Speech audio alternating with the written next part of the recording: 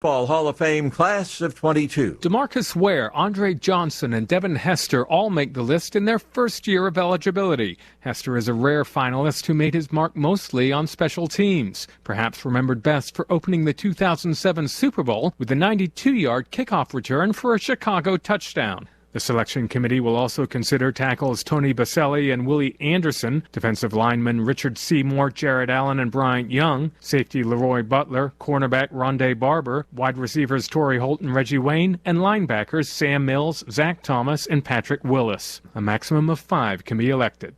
I'm Ben Thomas. A memorial service in honor of former Senate Majority Leader Harry Reid has been scheduled to take place January 8th at a performing arts center in Las Vegas.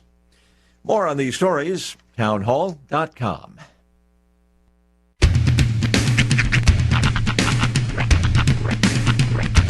What in the wide, wide world of sports is going on here? I promise you, whatever scum did this, not one man on this force will rest for 1 minute until he's behind bars. Now let's grab a bite to eat. Yeah, come on. I feel the hot wind on my shoulder and the touch of a world that is older. I hit the switch and check the number. I leave it on and then I slumber. I hear the rhythm ringing through it. Flamenco guitar and cumbia music. I hear the talking of the DJ. The travel and what does he say? I'm on a Mexican radio. I'm on a Mexican radio.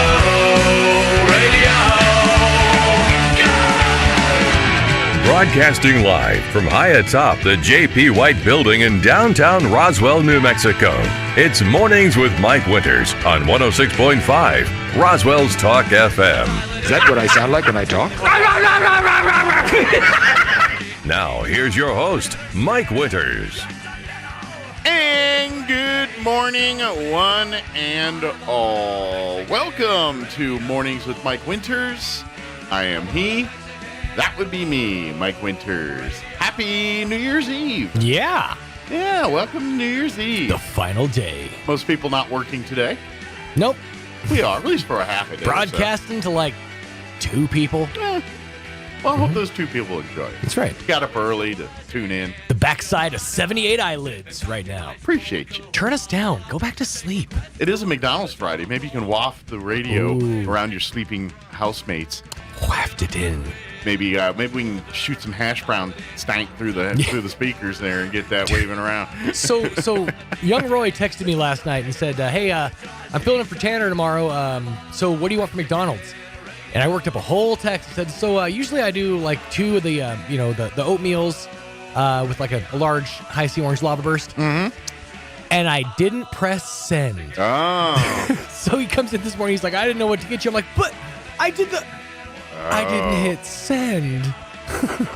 Dang it. See, so we love technology, Mm-hmm. but back in the day when we want to communicate, we get on the phone. Yeah. And then he went, like, and they don't want hearing me. You never ran into the problem of I didn't hit send in the phone call days. That's right. You're sitting there going, "Hey, get me the Sunkist, the oatmeal." Oh, it's going brrr. So, no one heard that. Back then it was, I forgot to press end, and I was talking smack about that person immediately after the phone call. Of course, we were like, "Hold on, I'll call him. Give me a second." Operator, get me Klondike 5, 45.95. Yes, but Happy New Year, everybody. Mm-hmm. 2022. Indeed. Hours away. Gonna be a big one. Speaking of oatmeal, real quick, before I thank the fine folks at McDonald's. Speaking of oatmeal, all right. I did something for dessert yesterday that I likey. Oh yeah. So I had my s'mores oatmeal, which I've talked about on the radio. I was like, hey, it's pretty good. And I'm a milk guy with my oatmeal. Sure. I pour milk in there. Now, since it was s'mores oatmeal, chocolate milk. No. I put chocolate milk instead of milk. That seems wrong. But right. It almost seems like you're doing something dirty. It's so right though. I did it, and I loved it. I'm wow. Okay. It was sexy. Yeah.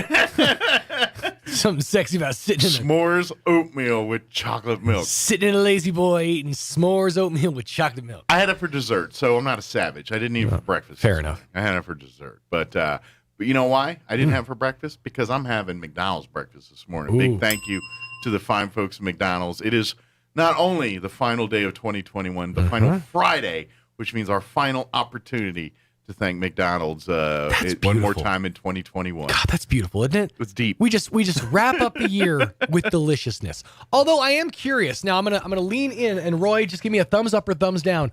The surprise that we were working on, I can't see your thumb from here. Are we a go? Yes. Oh. Good stuff. That was just one single thumb floating out into the surprise we are working on. That we are is working not on. me. We are working on for you. Oh, because for we feel, me. well, here's the thing. It's the final day of 2021, so we would be remiss if we didn't take you into the new year with a good taste in your mouth. Okay. We want to make sure that you have something, something Is there to savor. a concoction? There that might be. has been- okay. There might be. I like concoctions most of the time. We figure, it's a McDonald's Friday, so you're going to show up hungry. We Okay. want to make sure to satiate you. Good thing I have not sampled anything yet. All right. I look forward to this. But folks, if you got a hankering for food, swing on by McDonald's right now. You get your app up, get on there, pick your meal, even stay in your pajamas, drive on down, pick it up, send it back home, and curl back up around the radio and listen to us. I have been the biggest opponent of the points system on most apps. The points system on the McDonald's app is phenomenal. It is. It's, Because every single dollar you spend adds points. Yeah. Every single dollar that you spend on that app adds points. I literally fed my children the other day on points. you can. Yeah. You can. Uh-huh. Absolutely. It's a real game changer. If you're not folks. using it and you go to McDonald's all the time, you're selling yourself short. You really are. Get download that app, use it, start collecting points, start getting free food. I've seen Sean. He'll throw baskets of fries at people like he makes it rain fries because he's like points, dude. Tell me I'm not like a gigantic a billboard for McDonald's. We were in Rio Doso yesterday with my sister. She'd never heard of a basket of fries. Really? She was amazed that you could get fries by the basket. Put the fries in the basket. Put the fries in the dang basket. Yeah. Oh, wow. Would you salt me? I'd salt me. Well, I mean, this is the gift that keeps on giving. It really is. People in McDonald's fries like, man, I wish I had more fries. Guess what's in the basket? More fries. I was trying to explain what it was, and then there was a lady in line right next to us, and she picked up right where I left off. I was like, it's like fries in a basket, and she goes, it's bigger than a large. My sister said, is it worth the $3? She goes, absolutely. Nah. Sure, what a hidden camera. I know. Next thing you know, you're going to turn on the TV. All of a sudden, you go see your conversation, and then da-da-da-da-da. The reanimated corpse of Ray Kroc comes out with a gigantic check. I like it. I'm loving it. What I did there. I don't have a bell. That was bell-worthy. That was bell-worthy. Okay. All week long, well, the three shows that Tanner and I had, I was working so hard on his bell skills. Yeah? He comes in here and it's like not working. I'm like, you got to finesse it a little You got to bit, flick buddy. the wrist. It's a little flick of the wrist. Yeah. But she was like, I don't get it. Yeah. By the end of the week, I think we finally got him. Good. Now he's learning the art of touch. That's right. It's a little of that look at the flick of the wrist. The finesse. Yes, the little... Speaking of, I think we need to applaud young Tanner, young Roy, and our entire video crew. Oh, absolutely. They did an amazing over job. the last week. We've had 17 tournaments in southeastern New Mexico over the last week. Yeah, they've been finally wrapped up Pocorn and Holiday Tournament yesterday. Yep. And they've been the last 3-4 days here. They've been humping game to game to game to game, and which all available KSVPTV.com and the Pocorn channels and the Holiday Classic tournament channels there. And big thank you to them. And go check them out if you missed them live there. But today we rest. Today we all relax. Well, after this. Yeah, we're here till noon today. I think that's about the extent of today, give or take. Yeah. Sales is mostly given up on 2021, right? Yes. Right. I talked to the head O sales yesterday. Okay. And he was like, I was like, so y'all off tomorrow? Yeah, we're off today. So I was like, okay. All right. So that's the way I see it. Good deal. That being said, they might be tricking us. Yeah, you might have jinxed us there. He might have Robert Durst us just now. They might be pulling a rope-a-dope on us there a little bit. But anyway, all I do know for sure is today's McDonald's Friday, and we're thankful for that day. And if you are hungry or will be hungry soon, McDonald's has got your problem solved. So swing on by any of our 2, soon-to-be 3 McDonald's. Yes. Oh, they're making serious progress on the south I drove by there yesterday, and I was like, getting closer, getting closer. Put the windows into the play place. They got the sign up now. It's absolutely. big stuff. Let me give you the rundown for today. We're going to chit-chat this hour. It's been kind of a weird schedule because I was gone the day you came back, so we haven't had a chance to kind of compare schedules. Compare and contrast. So we can do that. Next hour I was going to replay Crystal Noble joined us and her daughter. Oh, yes. And Sadie, the pooch, joined us. And by the way, she, Crystal, I think pretty much blackmailed her daughter to be here. She had no desire to want to be here. Yeah, she texted me because I was off doing some other things yesterday. And she texted me. She's like, "I'm bringing my daughter in here, but she does not want to be here." She said she doesn't know that she's going to be on the air with me. Well, she found out. She wasn't happy. Come on in here. You got nothing going on. Come on in. She was sitting there like her and the dog. It's a humbling experience because all right, you want to be a personality? Come on in here and be a personality. So Chris and I had a nice conversation yesterday about becoming a member or donations, things like that. You're looking for things to do, resolutions, perhaps things to get involved in 2022. So we'll play that for you. And then our Chaves County Manager, Bill Williams, will join us in the 9 o'clock hour. Of course, County Commission put the button on redistricting yesterday. So he'll come in and give us the skinny on that and all the information there. I'm waiting for him to come in and finally make the announcement that for the new year he's going to change his name to William Williams. Technically, I don't think he needs to change. That's his name. No, just adjust it. Yeah. On all his business cards and stuff. What about Will Williams? Will Williams. See, but even that feels like you're hipping it up a little bit. I feel like if you're going to lean into it, you need to lean fully in. Or Billiam Williams. Ooh. I like a Billiam Williams. No, Bill Billiams. Ooh, Bill Williams. I like that. I also like the fact that there's 2 other mics in this room related to mine. Of all the mics in all the room, you had to walk into mine. Good thing you're close shaven. I was like, Matrix that, man. I could have turned one on. It's just a button, man. I was starting to go that way, and then he was going, I was like, all right, guess we'll need to do that. It was a real discretion call. That's why I love doing this show. I missed all this. Welcome back, buddy. Welcome back. Oh, man. All right. It is 7:16. Probably should do some weather. Oh, yeah. Commercials and whatnot coming up here. So, spoiler alert, going to be colder today. We got some. There's like a high chance of rain today, but not a lot of rain. I was pointing out as soon as the switch flips for the new year, wintertime starts because it's 17 tomorrow for the overnight low. Yeah. Blustery is a term they use. Blustery. Yes, blustery. Blustery Jones. 7:17. Here is your forecast of weather. I'm meteorologist Steve Hamilton with your Pecos Valley weather. Pretty good chance of showers today with a strong low pressure system moving through northern New Mexico along with a cold front. 60 for our afternoon high and rain looks likely. Scattered showers overnight and dropping to the low 40s and then a few more showers continuing through New Year's Day. It'll be very windy with gusts up to 50 miles per hour and highs in the upper 50s. That's your latest forecast. I'm meteorologist Steve Hamilton. Thank you, Steve. Currently, this can't be right. I guess it is. It says 52 degrees and fair right now here in Roswell, so rather warm at the moment. I guess it's the clouds blanketing all the warmth in or something. I don't know. I'm not a meteorologist. Humidity is at 64%.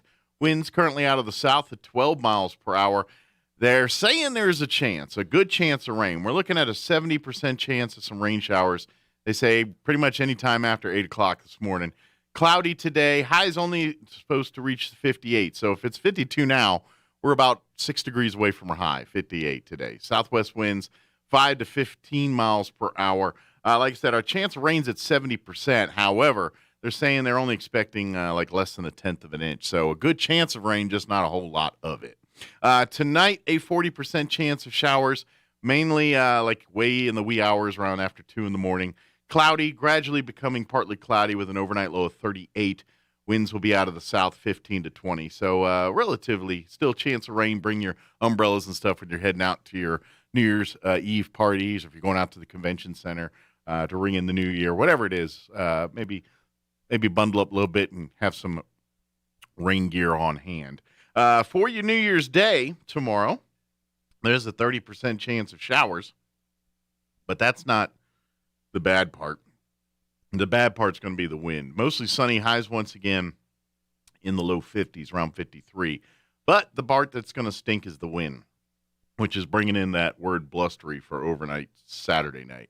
But windy, southwest winds 15 to 20 early, picking up 25 to 30, gusting as high as 40 miles per hour New Year's Day. So it's going to be chilly. For Saturday night, clear skies, overnight low of 13. Yeah, it's going to be blustery. They use that word again. North winds 15 to 25. After midnight, we'll see them drop down 15 miles per hour. For Sunday, bringing in cooler temperatures, sunny skies, highs only in the upper 40s, 48, with south winds 5 to 10 miles per hour. And then when we head back to work and school and everything on Monday morning, sunny skies, highs there in the mid-50s, 56. And looks like we'll be in the mid-60s midweek, and then floating around 60 for the back half of next week there. But got a few days between now and then to get the whole skinny there. All right, it is 20 minutes after 7 o'clock. Let's go ahead and take a 4-minute commercial break here.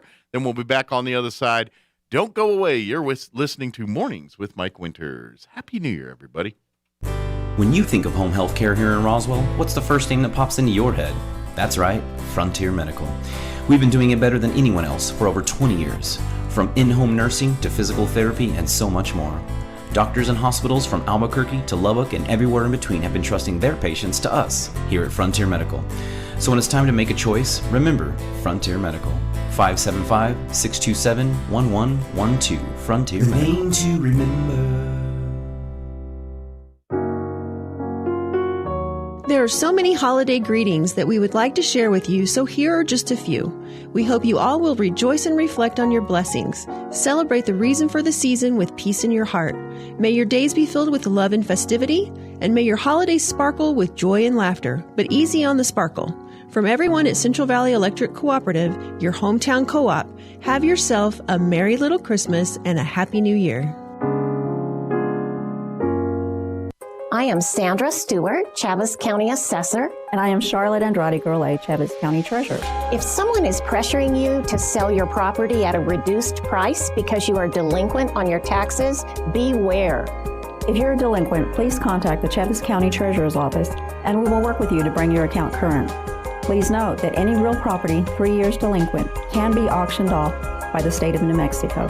For any questions, please contact our offices. Thank you.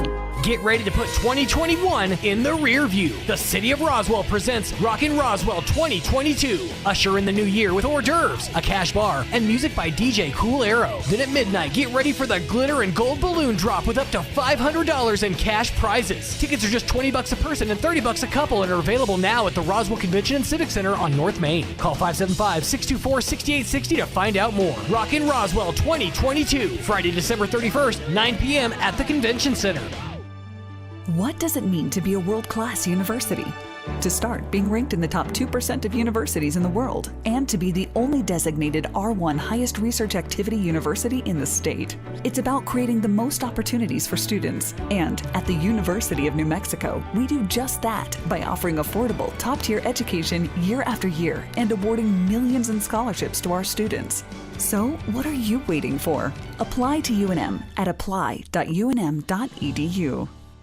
Where can you find the best selection of beautiful and unique home decor in the region? Easy, Casa Decor in Ruidoso. For years, people from all over have come to Casa Decor for the best selection of rustic, real wood furniture, beautiful decor from the Southwest and beyond, and quality outdoor furniture and accessories that are built to last a lifetime. At Casa Decor, they have over 10,000 square feet of showroom for everything you need. Casa Decor opens 7 days a week from 9:30 to 5 at 1214 Meacham Drive in Ruidoso or online at casadecorruidoso.com. Proud supporter of local high school sports. Some of us have already been thinking about it. Some of us are dreading it. Few of us are good at it. It's those three little words that come around this time every year. If you're thinking of New Year's resolutions, you'd be correct. However, let me put a different spin on things for the 2022 year. Instead of starting new things, let's stop some things. Sounds good, right? Well, this new year, let's stop not spending more time with our family. Let's stop not being good neighbors with those around us. Let's stop not being kind. Here's a good one. Let's stop not going to church this new year. Let's stop not reading our Bible as much. And let's stop not praying as much. Well, you get it, right? Maybe some things need to change. What do you need to stop doing this new year? Come join us this year at the Country Club Road Church. We'll be looking forward. Join us at the Country Club Road Church of Christ for worship at 10 a.m. on Sunday, located on the corner of Country Club and Washington in Roswell. Here's a Mornings with Mike Winters fun fact. The verb form of the word run has been calculated to have almost 650 different meanings. So think about that the next time you run up your tab at the bar, and then run into a friend while you run away from the bartender. Here's Mike Winters. And good morning. It is 25 minutes after 7 o'clock, and I think I've got a surprise coming, and whatever it is, it requires a fork. Because I got a fork. I got handed a fork there, so. Young Roy's going to grab our treat. So all right. It was actually kind of a surprise from myself as well. Hold off on coming in just yet, Roy. So Roy comes in this morning and says, I got something. And he reaches in a bag, pulls out something that I've been curious about for a while now, because they were talking about it for the last couple months. Okay. So if you've been a college student or just broke, whatever, you've all probably enjoyed a good cup of ramen. Yes. Yes. So around this time, like 3 months ago, this company announced that they were going to release a pumpkin spice ramen noodle. Okay. So young Roy has gone ahead and acquired the cup noodles, pumpkin spice flavored with other natural flavors, ramen noodles. All right. So we're going to try pumpkin spice ramen. For the records, it is the sauciest pumpkin spice on the market. Oh, as opposed to the other pumpkin spice ramens out there. Yeah, don't be fooled. Don't be fooled by imitators. This is the pumpkin spice ramen that you've been looking for. All right. That's right. Oh, and I brought you a fork too, Roy, so you can enjoy with us. We can ramen in. So I figured, last day of 2021, it's a McDonald's Friday. Mm-hmm. Why not fill our bellies with this first, and then we can, maybe get the flavor out of our mouths. In case this destroys my day, then I can wash it down with a delicious McDonald's breakfast sandwich. There's really no right way to do this, because it's just 1 cup of noodles. Yeah. Now I will tell you this. I'm gonna go ahead and give it the smell, and wowzers. Go ahead and give that the smell. All right. It hits on both the levels. You smell the noodles, and boy, do you smell the pumpkin spice. That is interesting. It's not terrible, but I'm also really because you think ramen noodles is like a saltier flavor. Yes. Mm-hmm. Yes. So what I'm going to do. I almost feel like we're about to eat. I bet it's going to taste like a pumpkin pie. Right. I got to imagine, because noodles are pretty inert as far as flavor goes. And I feel like most of the flavor is going to be in the juice anyways. Yeah. What I'm going to do is I'm going to break radio rules here and just take a juicy bite, or a juicy forkful, pass it over so we can do a simultaneous bite. Okay. Let me get me a thing full of new. I think afterwards I'm gonna have to do a shot of the juice too, because that's where the flavor country is. That's where flavor country. That's right. All right. This is riveting. All right. Let me get me a noodles worthy. All right. All right. With Ready? that in mind? Yeah. 3, Bottoms up. 2, 1, gullet. Mm-hmm. That's exactly what I thought it was gonna taste like. It's not terrible, but it's not good. Yeah, it's like. You expect something completely different when you have noodles in your mouth, and then you get hit with the pumpkin spice flavor. Yeah. And it's very, very Do you mind odd. if I take a sip of the juice? Ahead. I'm going to go way down here so I don't have mouth cross contamination. All right. Oh. Yeah. And I don't like that. Yeah. I can't imagine. I mean, because you got to have. Well, here's the thing. Okay. So this has. It's like drinking hot pumpkin water. Every ramen noodle always has like 1,000 milligrams of sodium. This has 960 milligrams of sodium in just the one container. Wow. So it's salty, pumpkin spicy. Oh, that is not pleasant. Yeah, it tastes like that's not warm pleasant. pumpkin water. Mm-hmm. That's what it tastes like. like. He soaked a pumpkin pie in the sink for a while, and also had like the forks from like the Thanksgiving dinner in there with you. Yeah. Oh, that's not great. The noodles are edible. The noodle, yeah. I can get past. Now, if you're a pumpkin spice freak, you'll probably like this. But that's Hold on. That's Hold on is that a a piece tick. of pumpkin? Okay, I swear to God, I thought I saw corn in there. Oh, yeah, I think there is corn. I thought I did see it. I thought I saw Colonel myself. That's odd. Colonel Corn there. Well, that must be, he's going to have another heaping deal of it. Roy, would you like to partake? I needed to know. The noodles It's are weird. edible. It's so weird. Like, I don't hate it. You know what it tastes like? It's like someone just cooked up some dry pasta and then spilled like cinnamon spice. Like they just spilled it. Like they didn't shake it in there. Like it fell over and some got in. Okay, I know what happened because I have this problem. So I have cabinets that don't have, or I have shelves that don't have like cabinet doors on them. So all my shelves, all my cabinets are exposed. What do you think? I don't know if I added too much water. No, you added the right amount. He added just the right amount. Yeah, it seemed the water to noodle ratio was on point. Yeah, I don't think that's the problem. Pretty sure the manufacturer is the problem. I don't know, Ronald. I think Roy kind of dug it. Sorry. I don't hate it. That's the thing. I don't not like it. Like I took a second bite and I'm almost willing to take a third because it's not terrible. I'm good. I want to save whatever space I got left for. I think they just replaced whatever chicken bouillon you put on it with pumpkin spice. But they still have to add the obligatory 1,000 milligrams of salt. So where does that work into pumpkin spice? The spice. Oh, by the way, so that's what I was going to say. So they were making this on a stovetop where they didn't have any cabinet doors. And so the allspice just fell straight into the pot of ramen. I think that's exactly. Yeah. I've had this happen to me with cardamom while I was making pasta. And I threw out the pasta. It was not good. It was not tasty. It's like, have you ever had Christmas in a bowl? That's basically what that was. Christmas pasta. Cardamom is like if you take a pine tree and just like grate it to a fine powder. There you go. Well, no, not pleasant. Very flowery, but yeah. So yeah, well, Snot the dog would appreciate it. But again, I wouldn't kick it out of bed. I don't think I would finish a full thing of it. Now peel back the curtain. I kind of dig. I don't know if you've had these, but the Maruchan mac and cheese ramen. Have you had that one? No, I've seen it at Albertsons. The only place I see it's at Albertsons, but it's the ramen, but it's like cheese flavored. Right. And it's like basically watered down mac and cheese. Yeah, but I've had that. And I dig that one. This is like attempted that, but gross. Like it's that like they have a cheese one. That's what it reminds me of is the cheese one, but instead of cheese, it's just pumpkin spice. But it's the same. Because that's just macaroni and cheese, but with pasta instead of macaroni. Yeah, except right? for Pretty much. It's Except for it's watery. It's watery. Yeah. It's not as like Kraft mac and cheesy. That's the problem I've always had with cup noodles in general is you add so much water that it dilutes the flavor. It's all in the juice. And by the time you get the noodles out, they're just like, it's like washed of flavor. That's why my favorite flavor is roast chicken. Because that one pairs with the bouillon, like you said, and the noodle. And that's a pleasant sip afterwards. Exactly. Yeah, it's like sipping and it's like breakfast. Whereas mac and cheese, I feel like you're just drinking cheese water afterwards. Yeah, it's a little odd, but it's not bad. It's off-putting. It's better than that. Like it's kind of because it's got a little velvety to it, so it's not bad. Now, here's a question, and this is something so in the ramen game, this is something I've done for years. Ramen game. In the ramen game. I know all For there the is to know. makers of Squid Game, come ramen game. I know all there is to know about the ramen game. So what I do is I'll make mine, and I like I prefer the creamy chicken flavor. Okay. So you boil your noodles in water, pour out all of the water, completely all of the water, drain your noodles completely. You add a little bit of milk into a bowl. Okay. Then your seasoning, mix it in, make sure it's a good like bechamel, basically. A little bit of milk, not a lot. Then you mix your noodles in, and that basically makes an Alfredo, essentially. There you go. Not quite, with the cheese or anything, but yeah, it's a little thicker.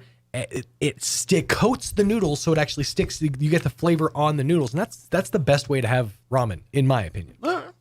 Seems like a lot of work. It is. That's the problem. I'm like, that's the whole point of the ramen. It's like, I just put water, and 3 minutes later, I got food. That's pretty much, how it goes. But not enjoyable food. Unless you get roast chicken. I enjoy every last drop. I think that ramen is kind of an opportunity for creativity. Yeah. It's just a blank palette on which you can paint, a portrait. Speaking of painting, I got things I got to add to my gifts, accoutrements. Yeah, so let's talk about holidays, because you went off to the wild blue yonder of the East Coast. But so I got a Bob Ross inspirational calendar, which we can fire up here in next year. Is that Inspiration a Day? Yeah, I think it's a happy tree thought. Heck yeah. A happy little day-to-day calendar. That's So what it you is. can do is every single day during the morning show, you can have your Bob Ross thought of the day. I could. Unfortunately, the wrong Rosses are getting money off. I know.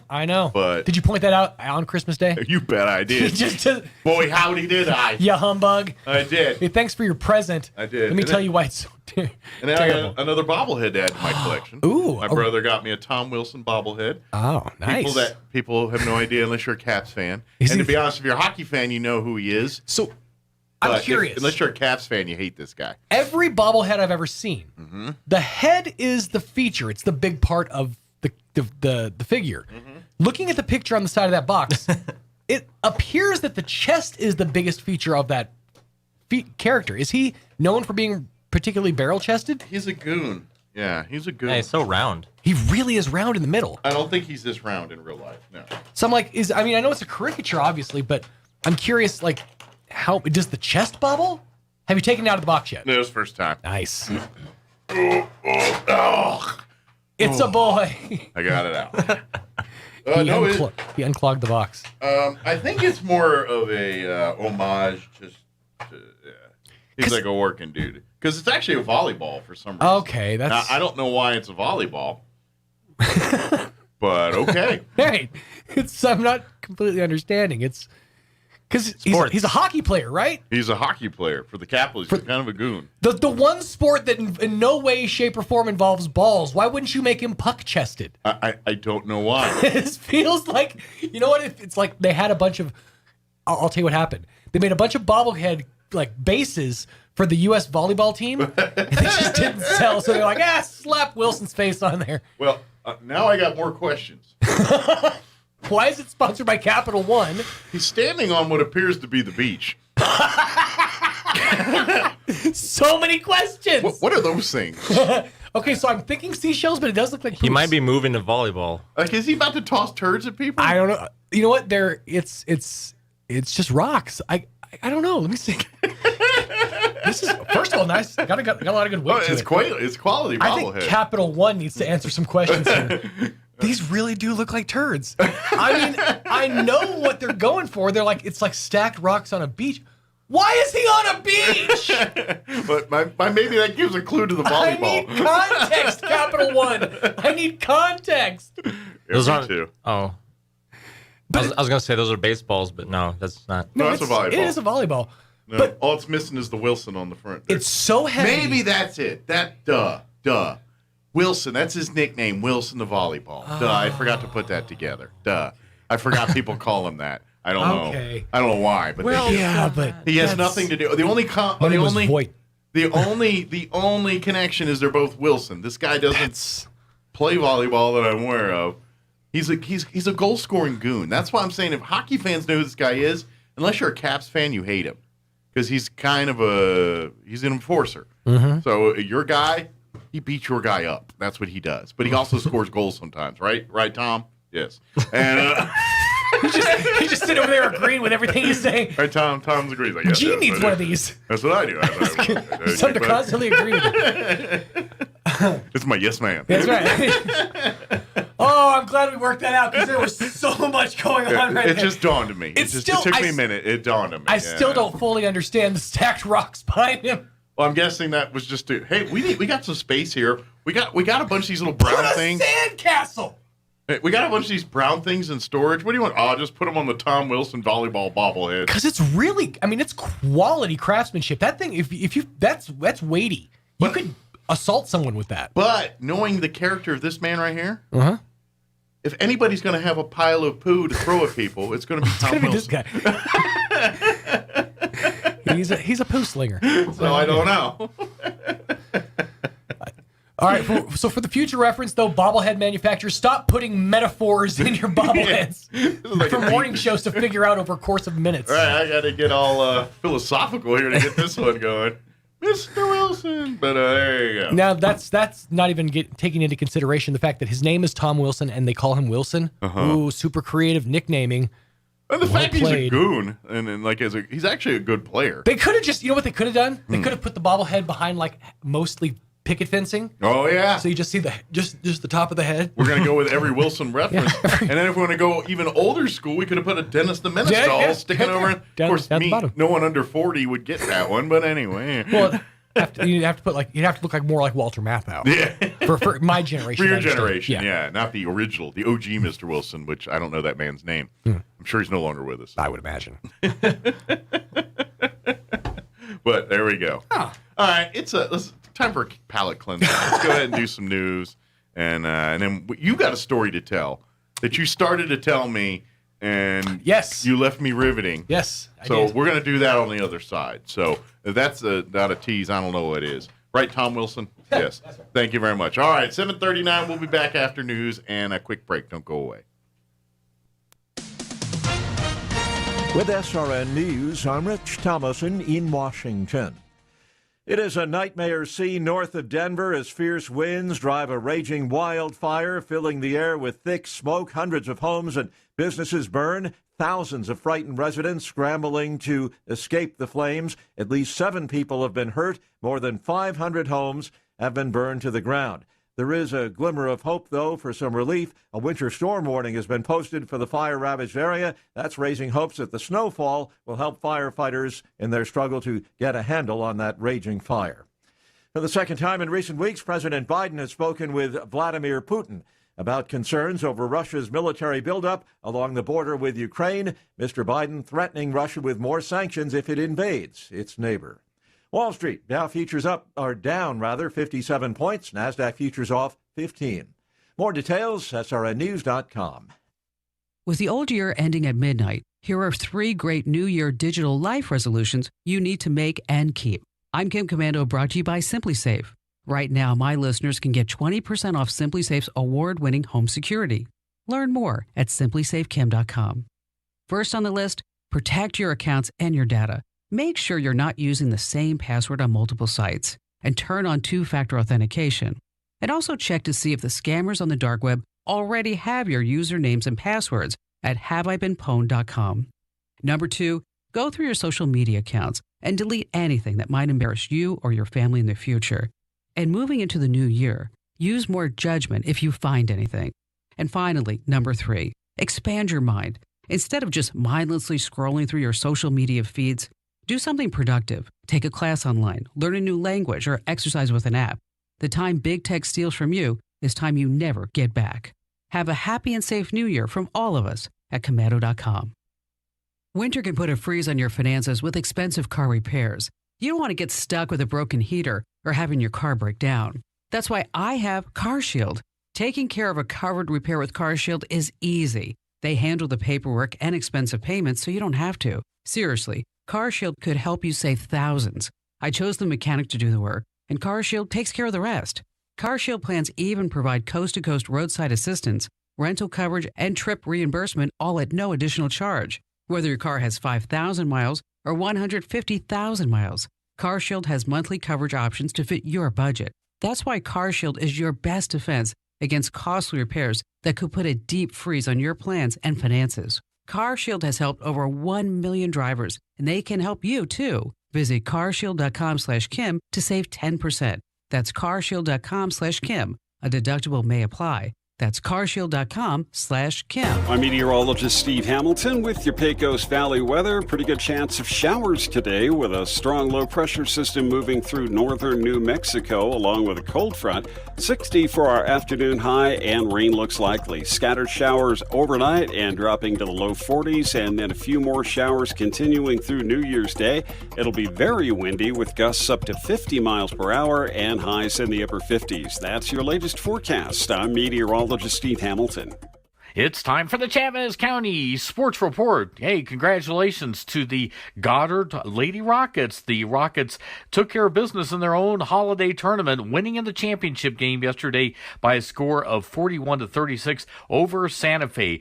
Goddard's now sporting a 7-5 mark on the season. Santa Fe is 6-6 after that game.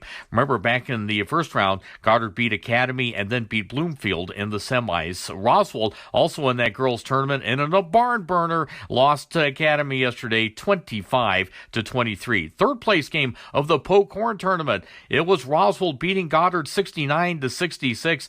And remember, the last time these two teams played, it was a 2-point victory. This time a 3-point victory for the Coyotes, who are 5-10 on the season. Goddard is at 3-7. The Sports Report brought to you by DSI. Call DSI for all your office technology needs.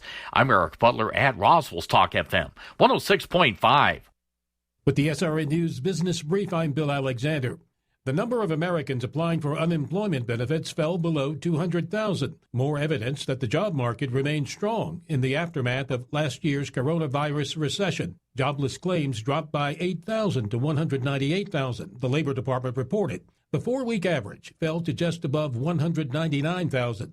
The numbers suggest that the fast-spreading Omicron variant has yet to trigger a wave of layoffs. The surge in coronavirus infections in France is putting a stop to eating and drinking at French cinemas.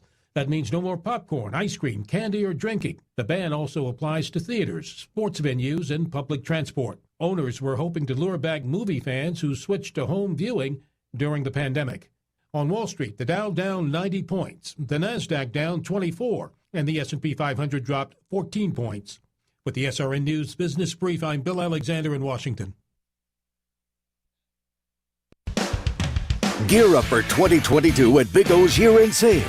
Head to Big O for our best deals on tires, brakes, oil changes, and more. From December 11th through the 31st, save on Michelin or BF Goodrich at your neighborhood Big O store and get a reward card of up to $120 with paid installation. No resolutions here, just giant deals to get your car ready for the new year. Head to your local Big O and get a reward card of up to $120 when you buy Michelin or BF Goodrich tires with paid installation. But hurry, you only have a few days left to save. Go big at Big O during our incredible year-end sale. December 11th through the 31st. Big O Tires, the team you trust. Not valid with other offers. Disposal fees extra and up to 10% shop fee based on non-discounted regular retail price not to exceed $35 where permitted. Void where prohibited. Additional retailer offer advertised within is independent from the manufacturer's offer. Upgraded installation packages available at additional cost. See store for details. Did you know that most burglaries occur during the day? Why, you ask? Most of us are at work, leaving the burglar to go unnoticed. Did you know the average loss from a home burglary is over $2,200? Not including one's loss of emotional security in their own home. Avoid being a burglar's target market and get a monitored security system from Zenith Security Services, all for around $1 a day. Wouldn't you agree that an ounce of prevention is worth a pound of cure? Call Zenith Security Services today, 626-3521.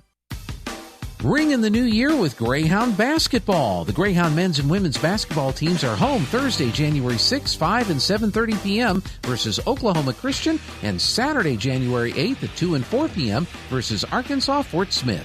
Don't miss out on every dunk, fast break, and three-pointer as the Greyhounds welcome in the new year. Tickets are only $5 for adults. Kids 8 and under are free. Eastern New Mexico University basketball, all in. Here's a Mornings with Mike Winters fun fact.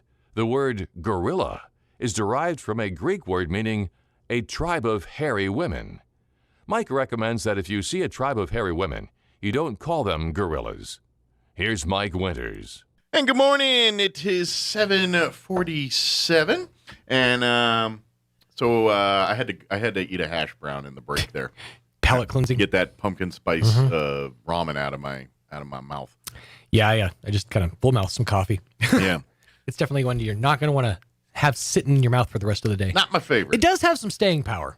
It really does. If it was a zombie apocalypse and that's what I had to eat to survive, then guess what? I'm eating pumpkin ramen. But that's about the only reason I'd want to have some more of that. I feel like you failed to plan. If the zombie apocalypse happens and all you have is a case of pumpkin ramen. Well, when you're at that point where you're rummaging through the stores to try to, loot off the shelves. This is what's left. And that's what's left. That's what you got. You just described me Christmas shopping.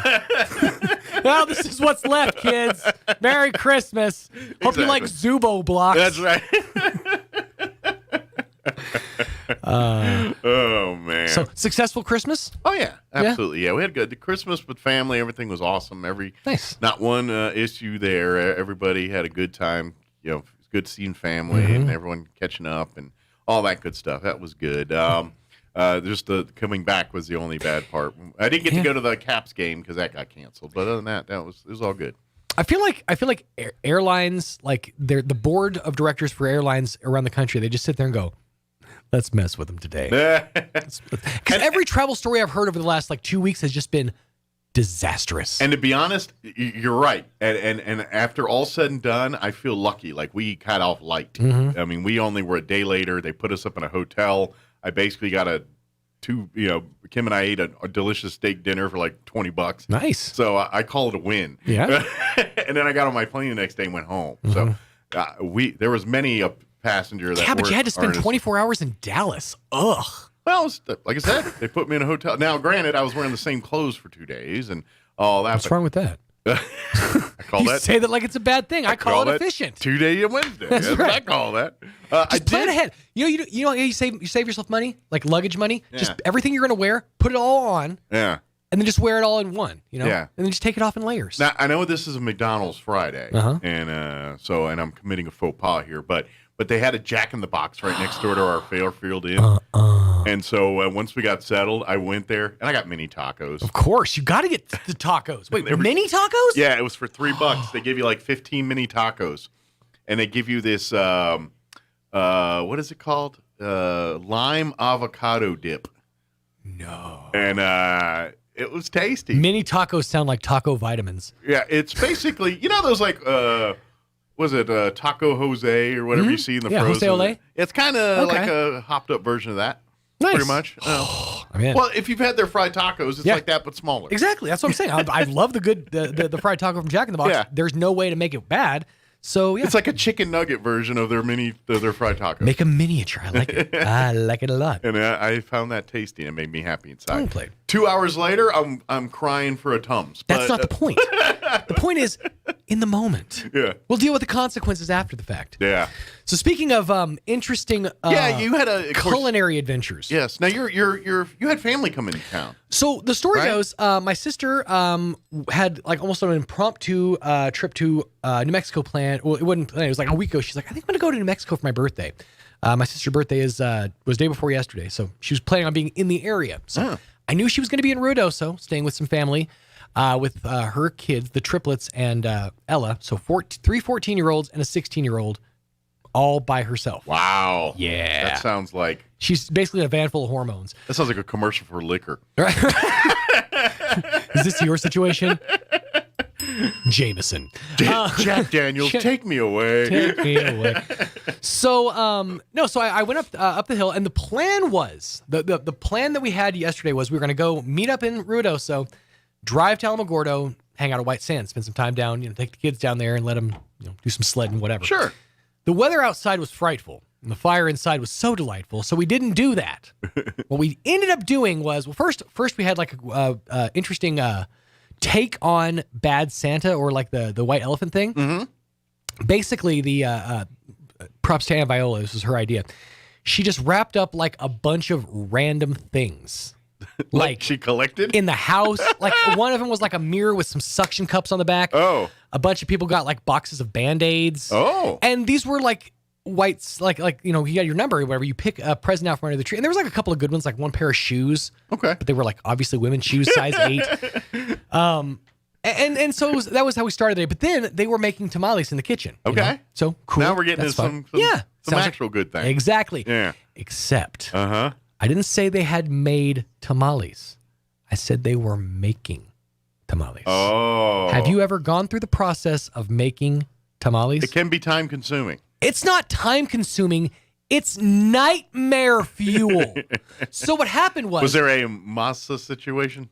Okay, so let me back up. So you have myself, my incredibly white sister, all of her relatively white children, because she's married to a Hispanic. Now, so was Jazz with you? No, she ended up having to work yesterday, so she didn't come with. Okay. Which would have been great. Yeah, having a hand that actually knew what they were doing. Yeah, that's what I was saying. There could have been an expert in the room there. So, there were 2 experts. Okay. Now remember, I'll tell you, because the way I teased Mike earlier, I said I was planted into a classic literature situation. Okay. Let me explain. So Aunt Viola and her friend Debbie sat down and explained to us the process of making tamales. You take your masa, and by the way, they had like the giant bowls, metal bowls that you only use for like when you're making stuff for like a wedding. She had like 3 of those full of masa, and then like this other gigantic tub full of the pork butt and all that, the meat. Okay, the innards. So this was obviously, we were just getting started. There's a ton of corn husks over here. We were just getting started. So she says, shows us the process, shows us how to do it. And then conveniently, her and her friend had to go because she had to go get with her friend to pick up her friend's truck. So she left. Oh, and left leaving y'all me, my sister, and her holding the kids. masa, so to speak. Yes. We had no idea what we were doing. I mean, looked so easy when they did it. Well, and that's the thing is they also left 2 gigantic, and again, if you ever made tamales, the gigantic pots that they put the tamales in. Which, by the way, I feel like is they do that on purpose. It's like if you want tamales, you're going to have to make 1,000 to fit You in can't this eat just pot. like a dozen. No, you they need to make smaller tamale pots. Make them by the bushel. It's a doggone conspiracy. But anyways, so there was 2 of those on the stove. Viola had failed to tell us that you might want to add some water to one of those pots or else everything's going to burn. So we're sitting there hard at work, doing our thing. So you got a hot tamale. I had a hot tamale, and we start smelling burning. We're like, what's the smell? Oh, no, the water. So we ran over, and I think we might have accidentally destroyed like 100 tamales. Wow. Yeah, but we made like 200. There was another sitting. 500 on the deck there, So you're yeah, good. So that was my vacation day. I took one vacation day off work to go to Ruidoso and basically do manual labor with my sister. So at the end of it, did you even get to eat tamales? Nope. Nope. Are you going to get some later? In theory, yes, because my sister has to travel back through Roswell to get home. Oh. I'm pretty sure she's going to bring some. Probably those 100 that were in the box. I was thinking we're probably going to get the burn ones. Yeah, we're probably going to get stuck with the burn tamales. But Tamale jerky. Exactly, yeah. Okay. It's nice. So, but yeah, so the reason, the literary situation was we got Huck Finned. You did? Yeah. She showed us how to whitewash the fence and then bailed on us while we sat there whitewashing the fence like a couple of dummies. Now, let me ask you this. Can we turn Huck Finn into Karate Kid? Like y'all thought you would, but next thing you know, you got like a karate lesson out of that or something. Then all of a sudden it's like that matrix. I know Kung Fu. Yeah. Like all of a sudden y'all made tamales for 6 hours and next thing you know, you're like Taekwondo. Viola's off in I'm surrounded by a bunch of street toughs. Viola's over in the corner going, Sean! Yeah. Show me paint the masa.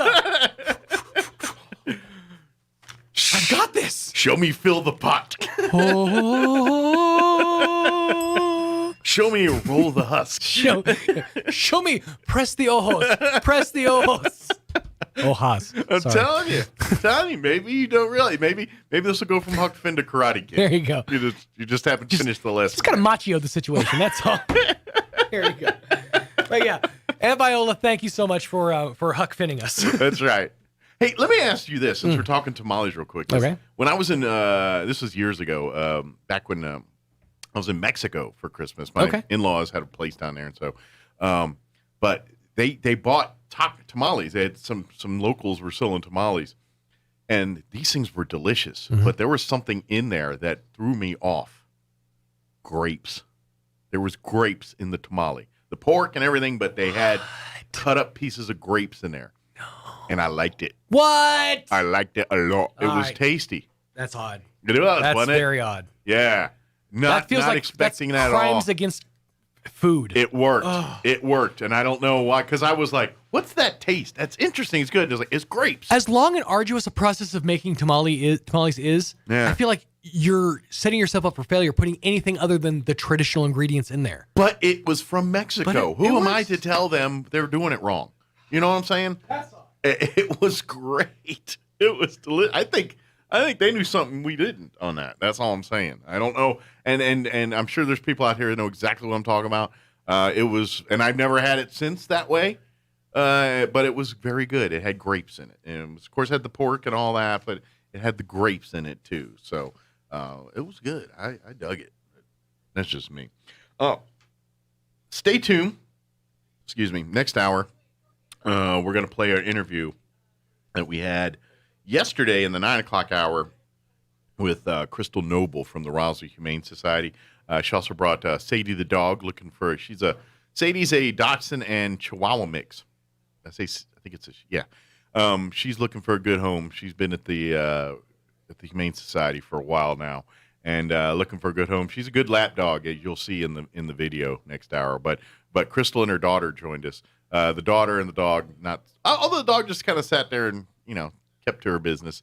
Daughter wanted nothing to do with this place. But we're going to play that interview for you next hour. And then, of course, in the 9 o'clock hour, about 9:15 or so, we're going to have Chaves County Manager Bill Williams join us.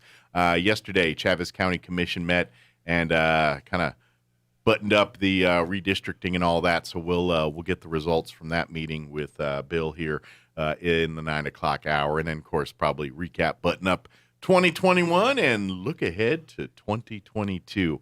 So thank you for tuning in. For those tuning in today, I know a lot of people are off work and probably still looking at the back of their eyelids at this point. So for those up and about listening and tuning in this morning, big thank you to you guys.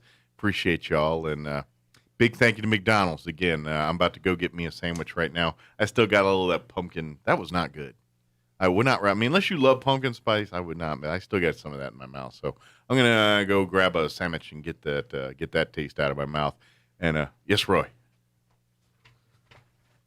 So I got that pumpkin spice at Walmart. Yeah. Back in November. Okay. And I've been holding on to it since then. Well, it's not good. It's 8 o'clock. You're listening to 106.5 Roswell's Talk FM, KENDA, Roswell, New Mexico.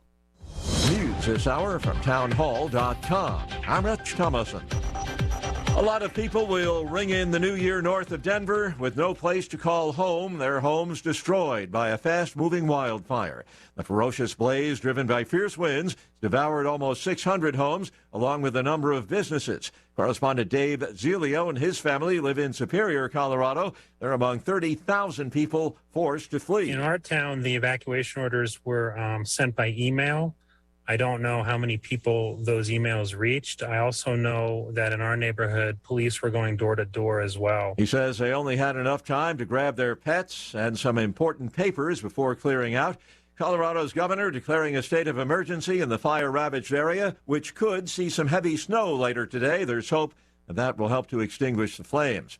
Well, it looks like the post office did manage to avoid a repeat of last year's holiday shipping nightmare. Unlike a year ago when there were massive shipping delays, 2021 holiday season deliveries went smoothly for the most part. ShipMatrix, which analyzes shipping package data, reports that 97% of the Postal Service's shipments were on time during a 2-week period in December. A company spokesman says shippers were better prepared and they were aided by a trend toward more people shopping in stores instead of ordering online.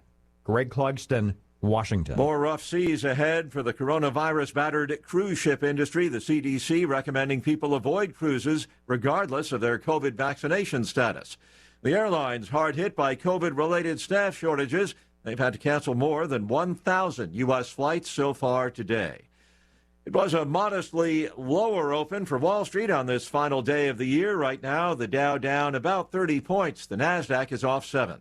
And the S&P trading 2.5 points in the red. More on these stories, townhall.com. Your pets have the same energy they used to? Do they have problems with itching, scratching, a dull coat, or goopy ears? Then your pets need Dinovite. DINOVITE.com.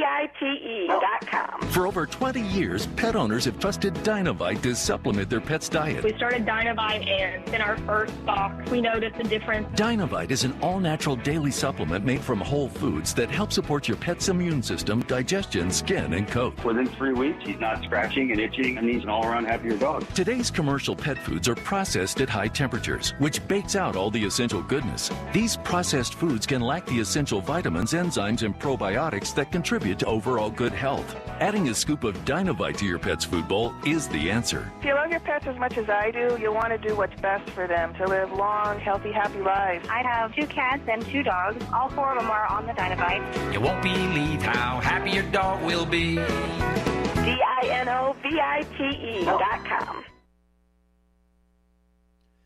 A Vietnamese court has sentenced a man to 5 years in prison after convicting him of spreading propaganda. Lê Trung Hung is a longtime activist and citizen journalist, handing out copies of the Vietnamese Constitution and helping those who wanted to petition the government, particularly in land dispute cases.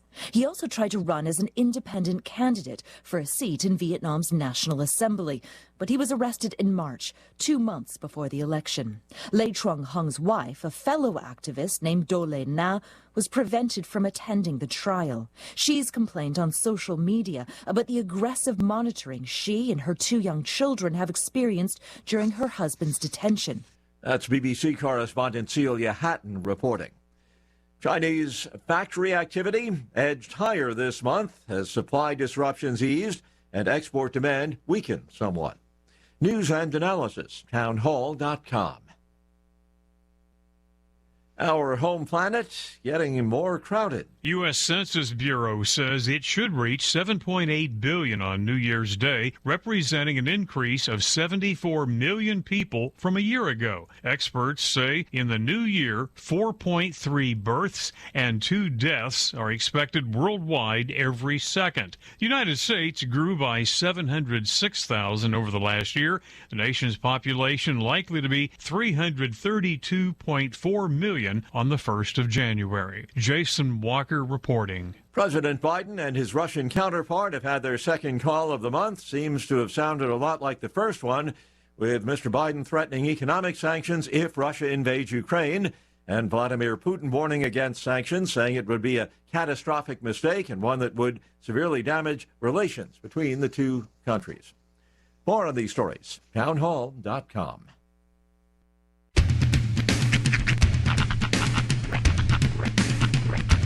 What in the wide, wide world of sports is going on here? I promise you, whatever scum did this, not one man on this force will rest for 1 minute until he's behind bars. Now let's grab a bite to eat. Yeah, come on. I feel the hot wind on my shoulder and the touch of a world that is older. I hit the switch and check the number. I leave it on and then I slumber. I hear the rhythm ringing through it. Flamenco guitar and cumbia music. I hear the talking of the DJ. The Travelician, what does he say? I'm on a Mexican radio. I'm on a Mexican radio.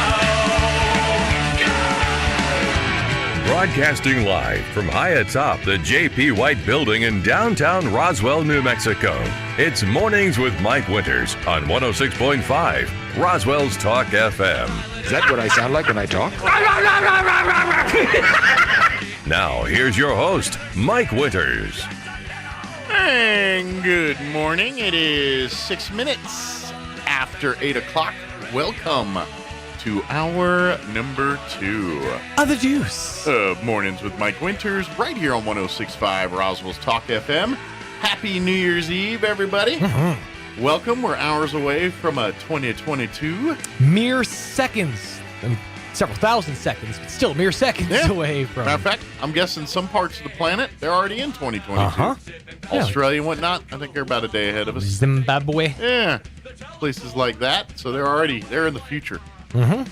We're in the past. What's it like up there in 2022? Tell us all about it. Yeah.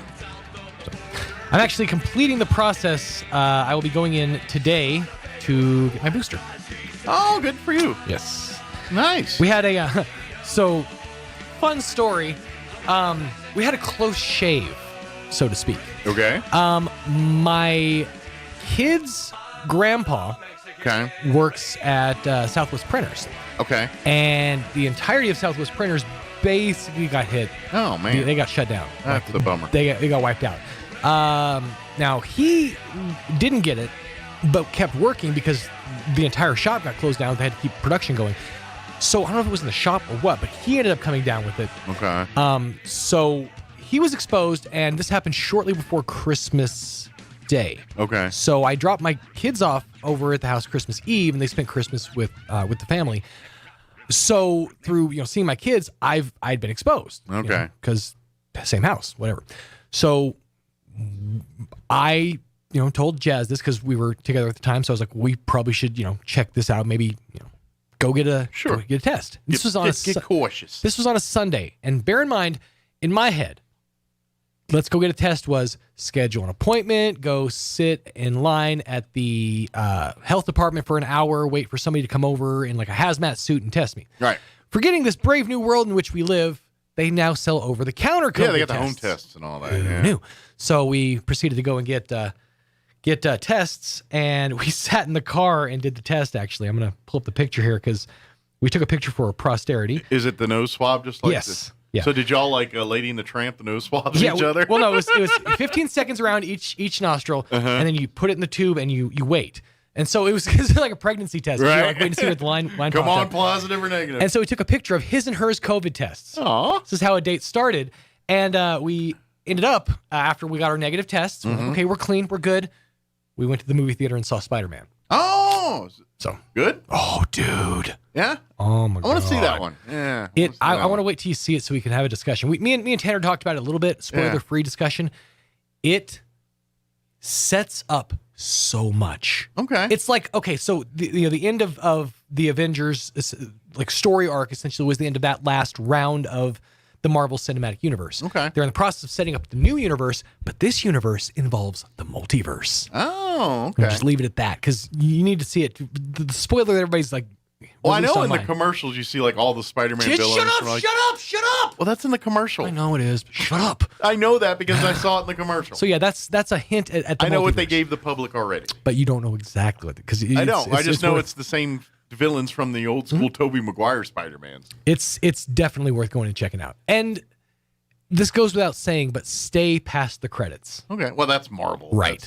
You know what I did watch over the break there? What's that? I saw the Shang-Chi on Disney. Oh yeah, Plus. the 10 Rings. Yeah, that was good. You know what? I want to check that out. It kind of leans into some of that in this movie, and that some of that. Yeah, well, it's all connected. Right. Yeah. Right. And I finished off Hawkeye yesterday. I haven't finished that. I'm like 3 episodes deep in Hawkeye. I finally watched the final episode of Hawkeye yesterday, so caught up there. Nice. Now I got to get caught up on. I'm caught up on Yellowstone. Have not started 1883 yet. Have not gotten into that. I want to. It just hasn't. Right. Hit the. And I got one more episode of the other Jeremy Renner show that's out right now on Paramount Plus. That one you were talking about. Yeah, the name went right out of my head. The one where he's the town and the prisons and all that. Yeah, I remember. It's a good show. I just can't remember the name of it right now. I'm 1 or 2 behind on that one. So, but those are good. So, we're gonna play our interview with Crystal Noble and her daughter and Sadie the dog, which only person that talks is Crystal. But we have an interview. Real cool. If Sadie opened up. And me, of course. I don't shut up. But we had a great conversation. Going to get involved with the Humane Society. Tune up. That's tune in. That's got a good information there about that. So, User. There's something else I was going to say, and I just can't remember what it was. And it's gone. It's gone. It's gone there. I know one thing I need to say, and I have no problem. I have no problem not forgetting this. McDonald's is awesome, and you should go eat their food. Absolutely. Big thank you to McDonald's. They hook us up each and every Friday. I've had a hash brown. I got a Mr. McMuffin sitting right here in front of me that I will be partaking in about 10 minutes. If you want, there's still some of that pumpkin ramen. You can just open it up and pop some on top. You know, if I get a hankering, I'll do that. Add a little flavor boost. I'm pretty sure I'd rather get another colonoscopy than go do that. Understandable. You might need one after that ramen, actually. Well, I got one on the books in March, so I got a date with a man with a scope in March. So. These pumpkin spice polyps back here, you want to talk about it? How do you know they're pumpkin spice, Doc? They're festive. They're twinkling. You can smell it from here, Mike. They're wafted over. It's in the air. You know, we're only like 2 years away from pumpkin spice polyps. I mean, everything else has been pumpkin spice to this point. So I got to ask, now that the 12 days of Mariah Carey are over, how many of those did you partake in with McDonald's? There was a few. Yeah. Real heavy at the beginning. I sort of tapered off towards the end. Okay. Well, you probably got more holiday things going, but family and what have you. Yeah, but I also feel like their salvo was really at the top. Yeah. Like they came out swinging with Big Mac at day one. I mean. Yeah. That's going big and bold first step. I got the big ones. I got the Big Mac one. I got the 6-piece nugget. I got the McDouble. I did the apple pie. And the bakery item. Yeah, because I got a free. Nice. Nice. Yeah. And all kinds of rewards in between, by the way. Right. Download the McDonald's app. Start every purchase you make counts towards rewards, which means free stuff. And you play your cards right, you could probably swing it so you get something free every time you go if you keep keep at it. I'm going to open my Mickey D's app and see where I'm at right now.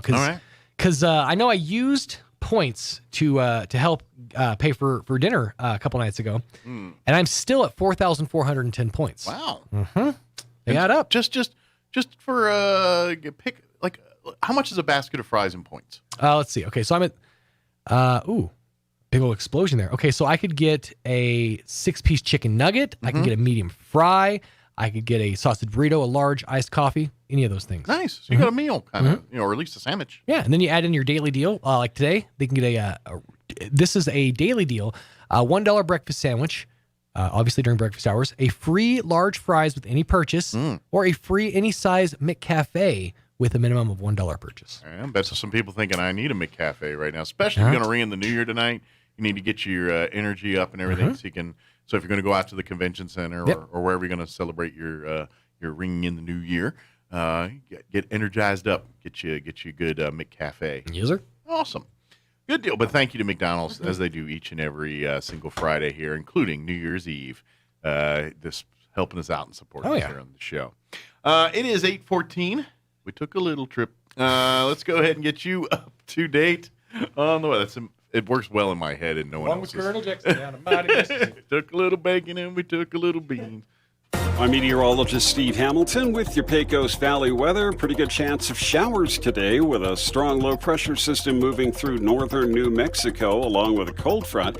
60 for our afternoon high and rain looks likely. Scattered showers overnight and dropping to the low 40s, and then a few more showers continuing through New Year's Day.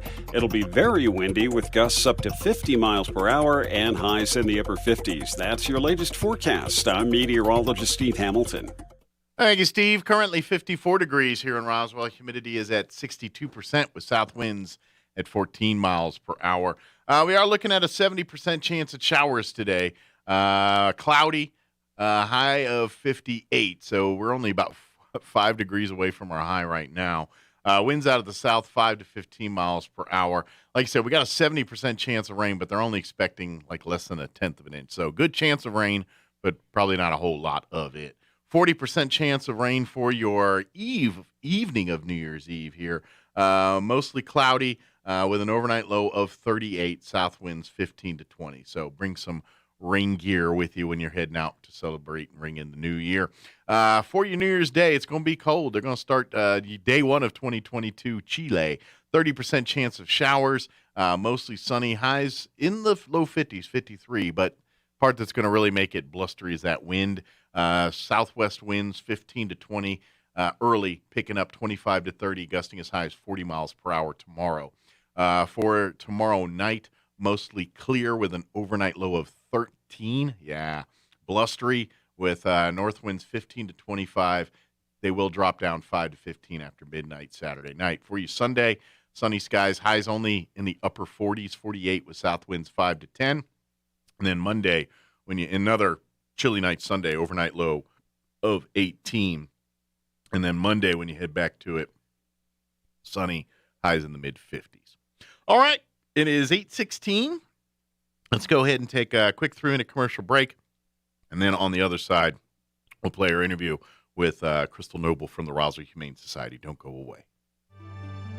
What does it mean to be a world-class university? To start, being ranked in the top 2% of universities in the world, and to be the only designated R1 highest research activity university in the state. It's about creating the most opportunities for students. And at the University of New Mexico, we do just that by offering affordable, top-tier education year after year and awarding millions in scholarships to our students. So, what are you waiting for? Apply to UNM at apply.unm.edu.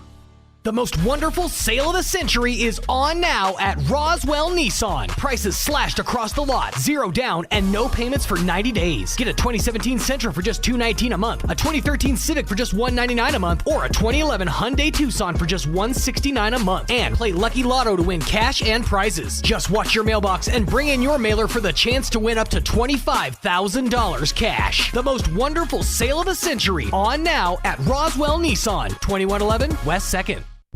When you think of home health care here in Roswell, what's the first thing that pops into your head? That's right, Frontier Medical. We've been doing it better than anyone else for over 20 years. From in-home nursing to physical therapy and so much more. Doctors and hospitals from Albuquerque to Lubbock and everywhere in between have been trusting their patients to us here at Frontier Medical. So when it's time to make a choice, remember Frontier Medical. 575-627-1112. Frontier Medical. To remember. What does paying $10 a month for health insurance sound like? Yeah, kind of like that. Open enrollment is on now, and you may be able to get health insurance for $10 a month. And as New Mexico's health insurance marketplace, BWellNM makes finding health insurance and signing up easy and affordable. And our services are free. Call us at 1-833-862-3935 or visit BWellNM.com to get the assistance you need and to get insured. Because you just never know. Here's a Mornings with Mike Winters fun fact. It's considered good luck in Japan when a sumo wrestler makes your baby cry. But who gets the good luck? The sumo wrestler or the baby? Here's Mike Winters. And good morning. It is 18 minutes after 9 o'clock, and joining us in studio this morning from the Roswell Humane Society, Crystal Noble back with us. Good morning. Good morning. And you've brought guests. I did. Would you like to introduce? So we have He's like, no. 4-month-old Sadie. All right, Sadie, and that's Sadie's Chihuahua Dachshund mix. Okay, I was like, I see Chihuahua. What's the other? She's a Chewini. Chewini. I like that. Feels like that sounds like a delicious appetizer. Chewini. It sounds like chili dogs. With Chewini. With an avocado salsa, maybe. And then we have my daughter Janae. Hi. Good morning. Hi. And she has no desire whatsoever to be sitting right where she's at this morning here. So. Nope, she didn't get that memo. And but she's a thespian and everything, so you like to project and talk to people, right? You like to, you just don't want to do it right now. I get, right? Not when she's on Spotlight, apparently. I get you. When there's about 50 other people with her, she's fine. Yes. So, our Chewini's scared. I could tell that's a nervous look. Of course, Chihuahuas are nervous by nature. So are Dachshunds. Yeah. So she's got the double. Yeah, the double negative. Now, is this looking for a home, or is this? She is. Oh, okay. Now, how long has she been at the shelter here? So Sadie is the first part of the entire litter. We got all 11 puppies, but we got Sadie back in September. Okay. How old is Sadie now? Sadie's about 4.5 months old now. About 4.5 months. And the second part of her litter came in at the beginning of December. Okay. So they're not quite out of quarantine yet. They will be right after the first of the year. Okay. So is she about full grown, even though she's 4.5 months? For little dogs, they do grow to their full size by 6 months. Okay, so she's about there. She's just about Might there. get another pound or two here, but that's about it Mm-hmm. for her. Okay. Because I looked at her and I was like, she looks full grown. She looks, she doesn't look, how dogs age and you see the gray. She doesn't have none of that, but she looks like an adult dog versus a puppy. Mm-hmm. So, but she needs a good home. She cuddles very well. She looks like it. She's been very quiet, just kind of clinging on to your daughter there and saying, this. I think it's two people, kindred spirits right now. Neither one want to be here right now. So. Well, Sadie is her favorite dog to hang out with when she comes to work with me. Oh, okay. I told her, go grab Sadie. Sadie's coming with us today. All right. Well, if that gets too much, you might end up with Sadie. Oh, God, no. She's got goats to play with at home. Baby goats. So Sadie's looking for a good home. She is. How does Sadie do with other dogs and things? Well, Sadie came in with a litter. So, and she still has access to be around her litter mates. Okay. She seems to not care about anything. She's done meet and greets with cats, too. Done very well. Okay. Now, anything bigger than her, we haven't introduced her to. So, I don't know how she reacts to dogs bigger than her. But anything equal to her size, she's just like, oh, whatever. She's good with it. She's like, okay.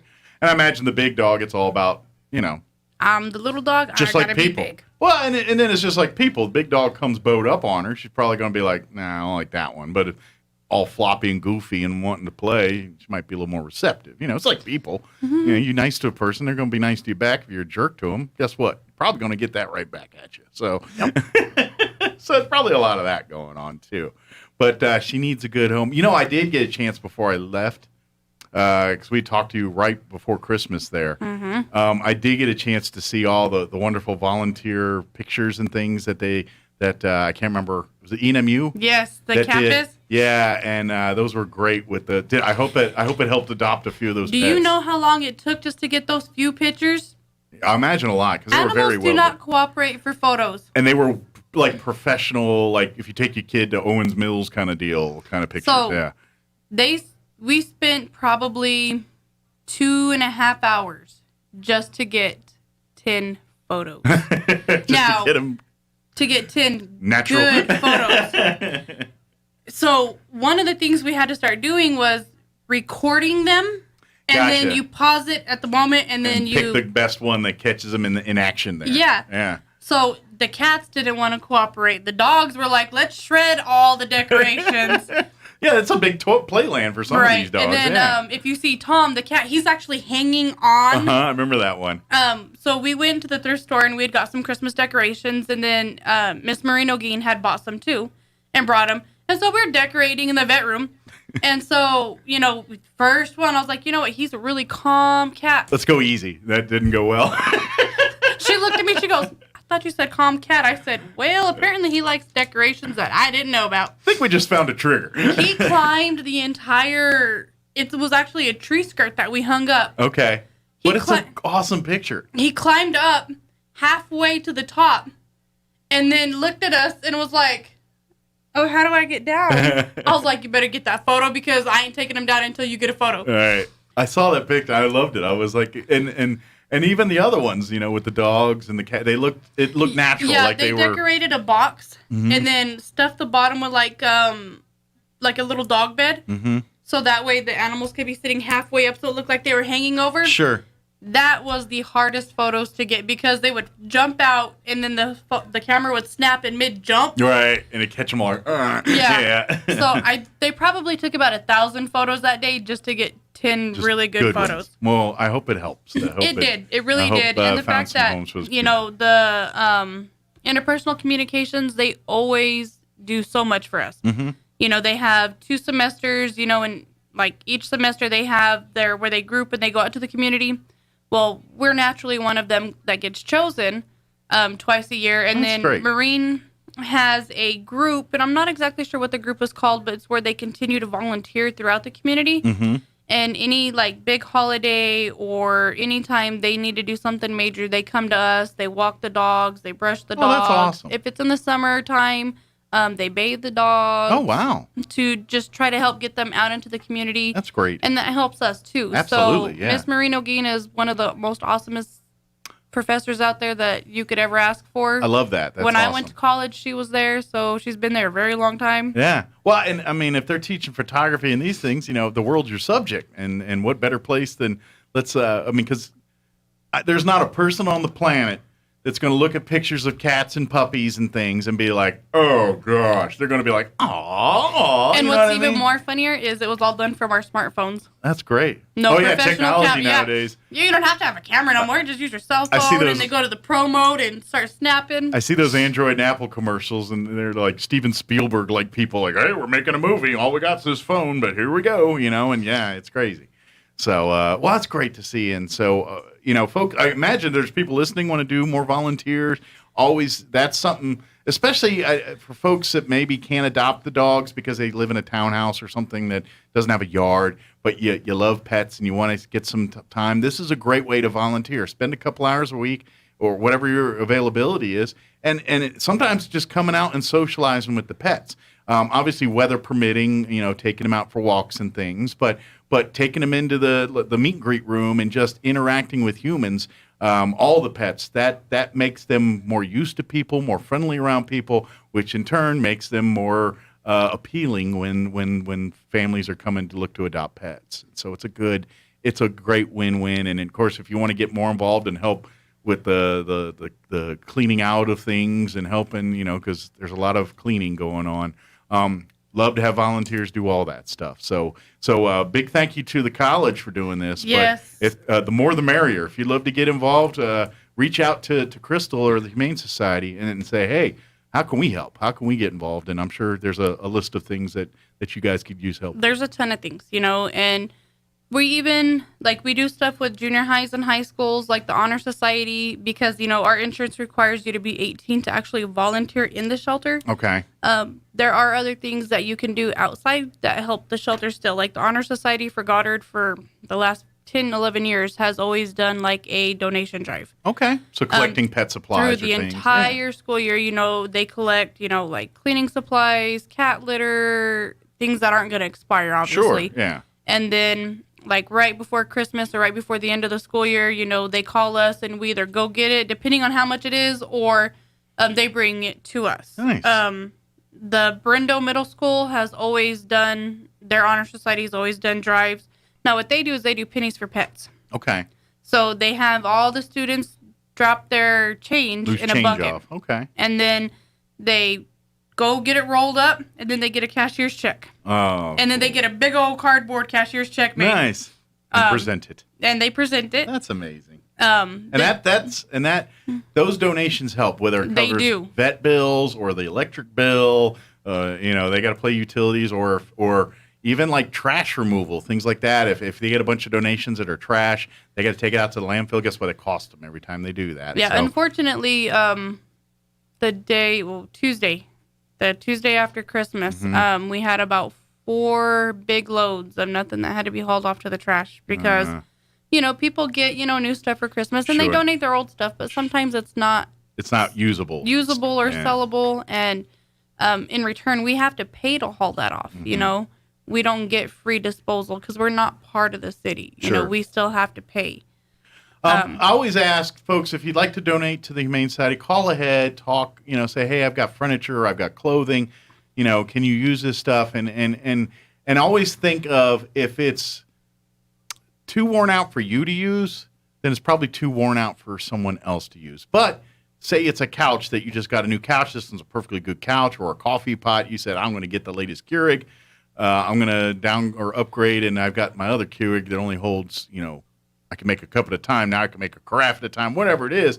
If it's still good, it outgrew it or whatever, then please, by all means, that's great stuff. But if it's clothes that you know, it's gone through 3 kids and starting to look a little beat, and maybe just You've sewn the crotch one too many times. maybe just discard that stuff, you know. But there's a lot of things that, you know, that are still lightly used that are still perfectly sellable.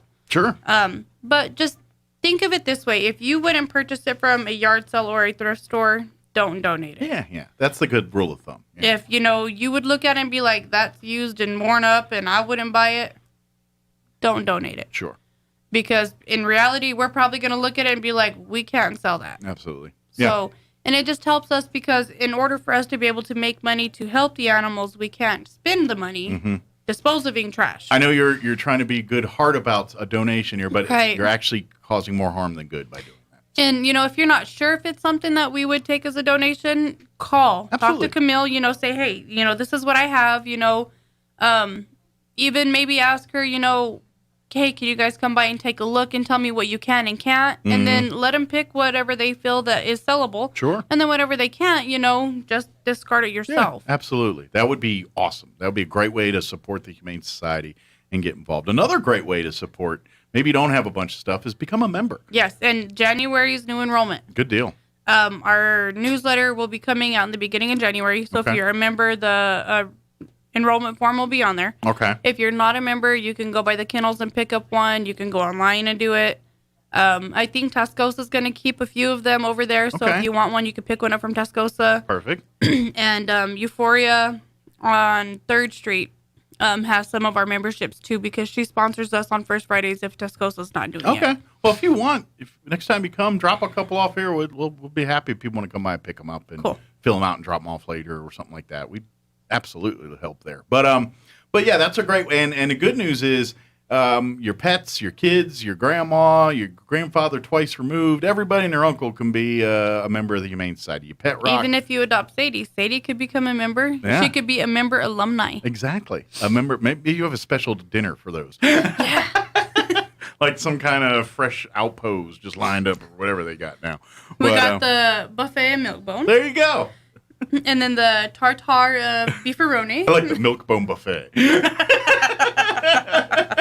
Sounds almost delicious. There you go see it. You're like, I don't know about that one. Yeah. The peanut butter one smells okay, but Yeah. Well, the jerky's always what you know what? The filet mignon stuff always smells so good. Like if they can make human food in a can smell like that and taste like that, it'd be one thing. But dog food, you know, some of the flavors always smell so good. Like the pepperoni smell like actual jerky. Yeah, but it's all bland food because if you try to spice it up to our palate, that's too rich for for most animals' blood there. So it's gonna. What happens is they'll love it and they'll chow it down, but 5 minutes later you're gonna see it again. So and you have to clean it up. Funny story: a long time ago, pepperonis didn't come in the aluminum Ziploc bag. Okay. They came in a canister like the Slim Jims. Okay. With the lid on top. So they looked very similar to human form of Slim Very Jim. similar. Okay. Well, one of my employees' dad's mom had bought, a canister of the Slim Jims for her husband and then a can of the pepperonis for their dogs. And then parked them right next to each other? No.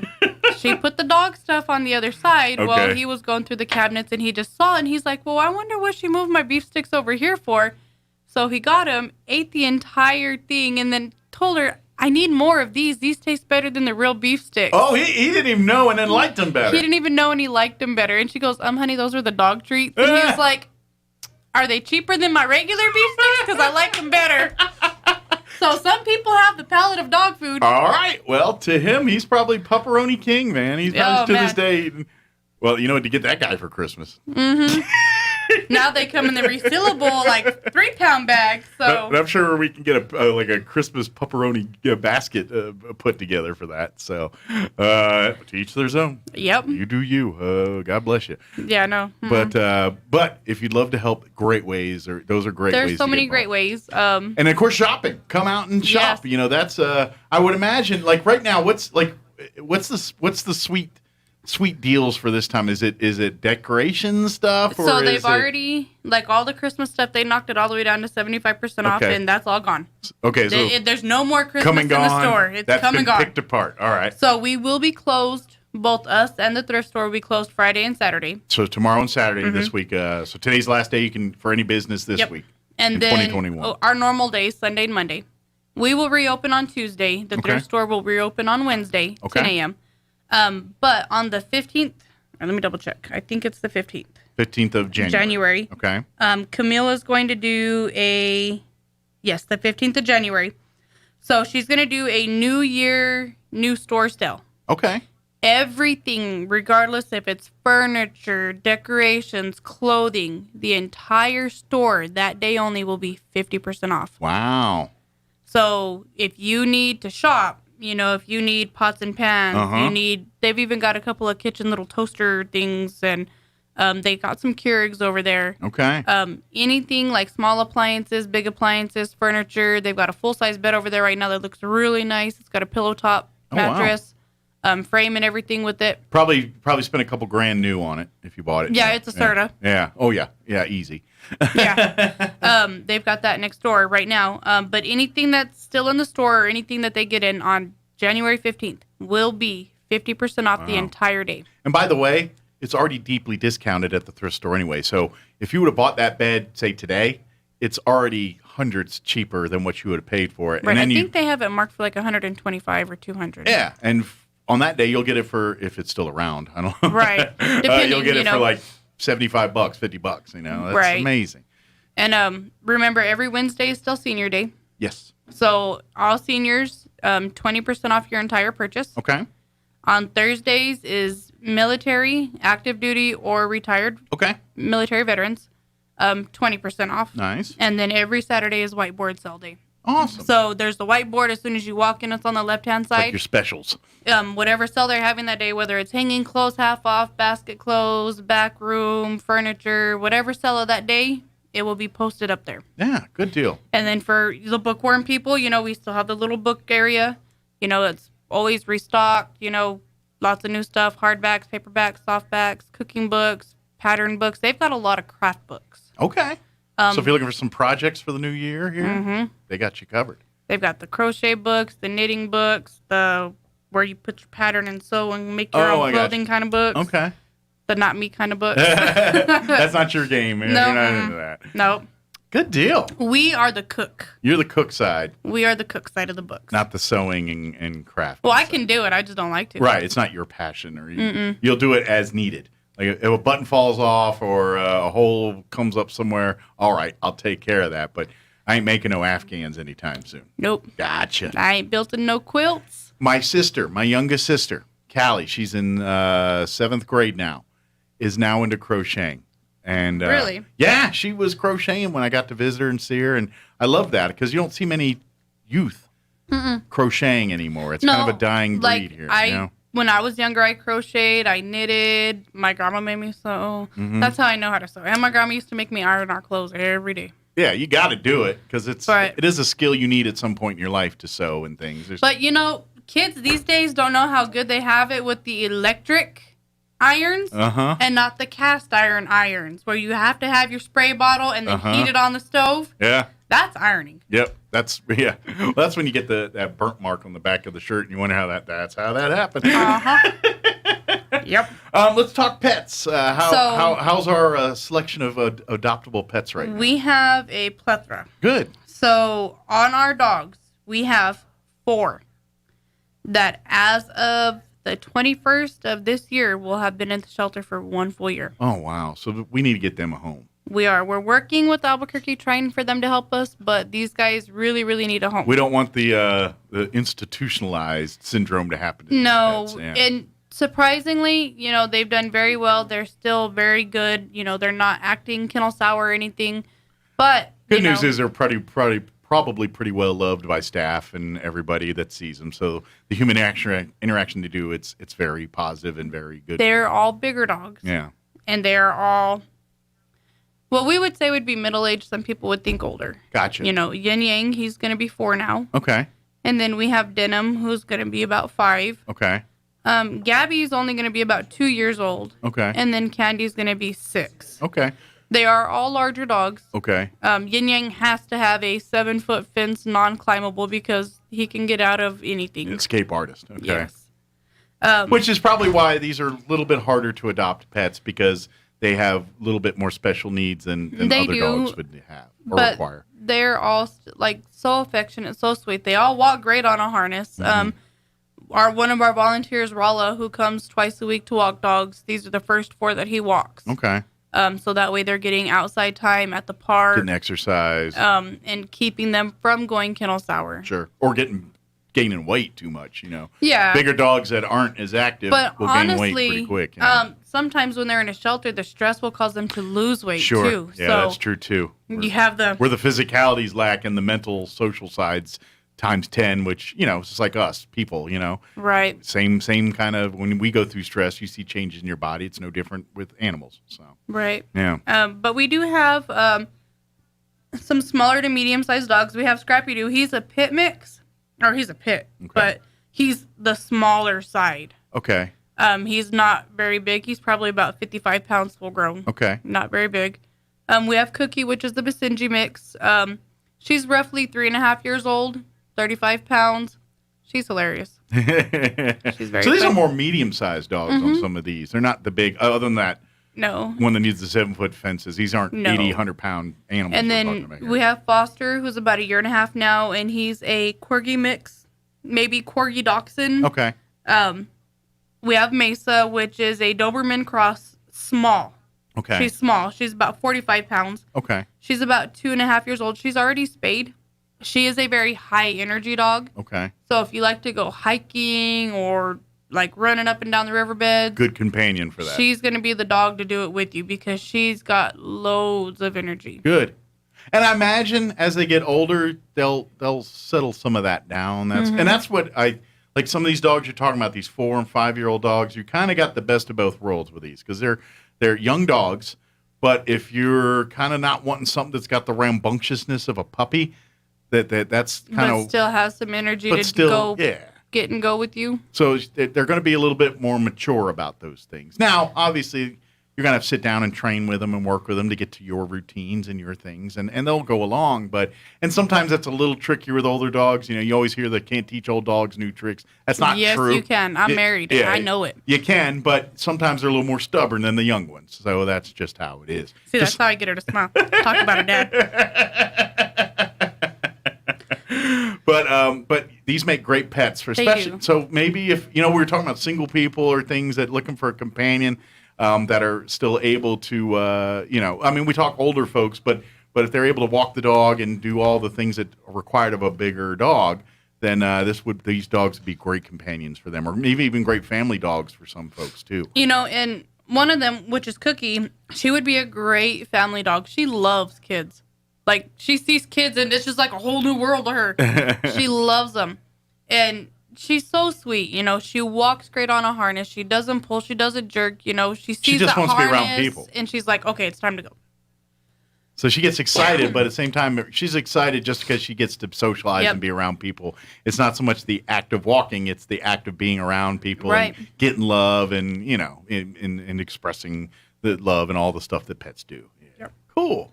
And then we still have Clyde, which is our tripod. Yes. He did finally get his leg amputated. Okay. It is fully healed. Okay. He is good for adoption. He's not fond of men. Okay. So maybe a female, single female, or someone. Well, not a lot of men in the world here, probably, or someone that is very patient. A male that's very patient and can. He does win her okay. He just doesn't like men to pick him up. Gotcha. So Like, whatever they can happened pet to this him. dog, Cat. I'm sorry. What happened to this cat?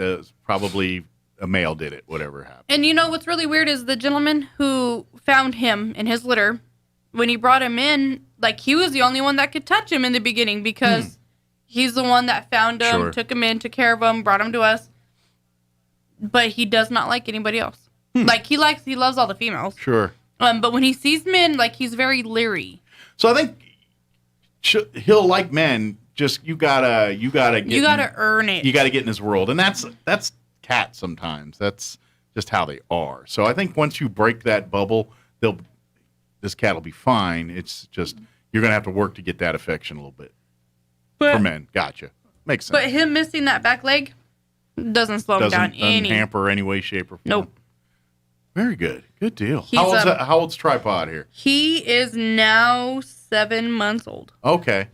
So and he's already is that full grown in 7 months? Pretty much. Pretty much. Okay. And I think because of the injuries he had as a very young kitten, I don't think he's gonna be very big. Okay. He's probably about 8 pounds now. Okay. Ish. Maybe gain a pound or two. Yeah. He's neutered. He did get a rabies vaccination, his leg amputated, so the only thing he needs to go home is a microchip. Okay. Which every pet will need when you get adopted. Yeah. That's the ordinance in the city now. So how does that work for people that adopt pets that don't live here? Is that because they're adopting in our city limits and Okay. our ordinances, they have to go by our ordinances for adoption. Gotcha. So regardless if you live in the county or live in another city or Right. county, you still will have to get the pet chip. Now, Artesia, Eddy County, is microchip. They've been a microchip ordinance for Long before we were? way Okay. before we were. And I believe Carlsbad is the same as well. Okay. Ruidoso is starting it now. Okay. Portales and Clovis. Regardless, it's going to be the way of the future if it isn't already. So Portales and Clovis, I don't think they're there yet, but I know Albuquerque, Rio Rancho, Santa Fe, they're all microchip required as well. So. Okay. So it's just to your benefit to get it done. And here's a quick reminder to folks too. Once you get that pet chipped and everything, don't forget, if you have a change in address or move or anything else, add to your checklist of things you got to do is getting those chips updated. Otherwise, they do you no good if you've got outdated information in there. That's why I mean, do they, as far as, because I haven't had a pet chipped yet, is there a minimum of what you have to put in there as far as, because can you just get away with a phone number? So what they do with the microchip is when you register your microchip, so it's the animal's name, their breed, their age at the time of the microchip, so that way they can continue the age. Sure. Their colors, your name, Okay. your address, your phone number. Okay. So you have to put the address in? Yeah. Okay. A secondary owner and a secondary phone number. Okay. So let's say you and your wife, you have two separate phone numbers. But let's say you're at work and you can't be reached. Sure. They can call your wife. Yeah, it makes or sense. vice versa. Makes sense. But a lot of the companies, when when we call because we found somebody with a microchip, what they do is they call the owners and give them the person's phone number who found the pet. Okay. And let send them that way. Let them. So no addresses given out or any of that.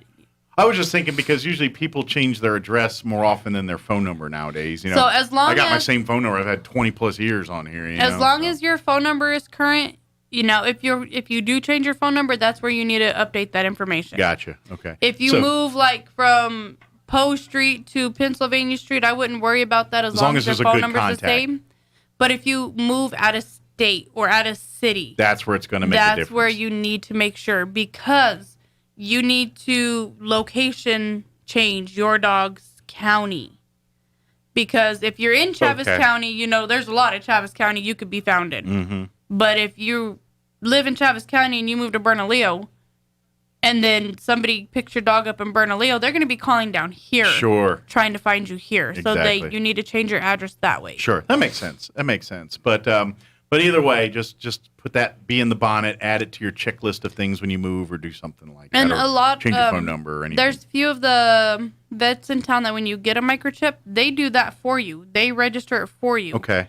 I know I think South to change Springs it's pretty does easy, isn't it? You can go online and change it as needed. Mm-hmm. So South Springs automatically registers it, Costa Cadencia, and Cielo Grande. Gotcha. I'm not 100% sure if Country Club and Smith do, but I know at College Garden, you register it yourself because they use a different microchip than the other three. Okay. And there's 5 or 6 different microchip companies out there, so, depending on everyone's got want. their own features and what have you. Right. So, makes sense.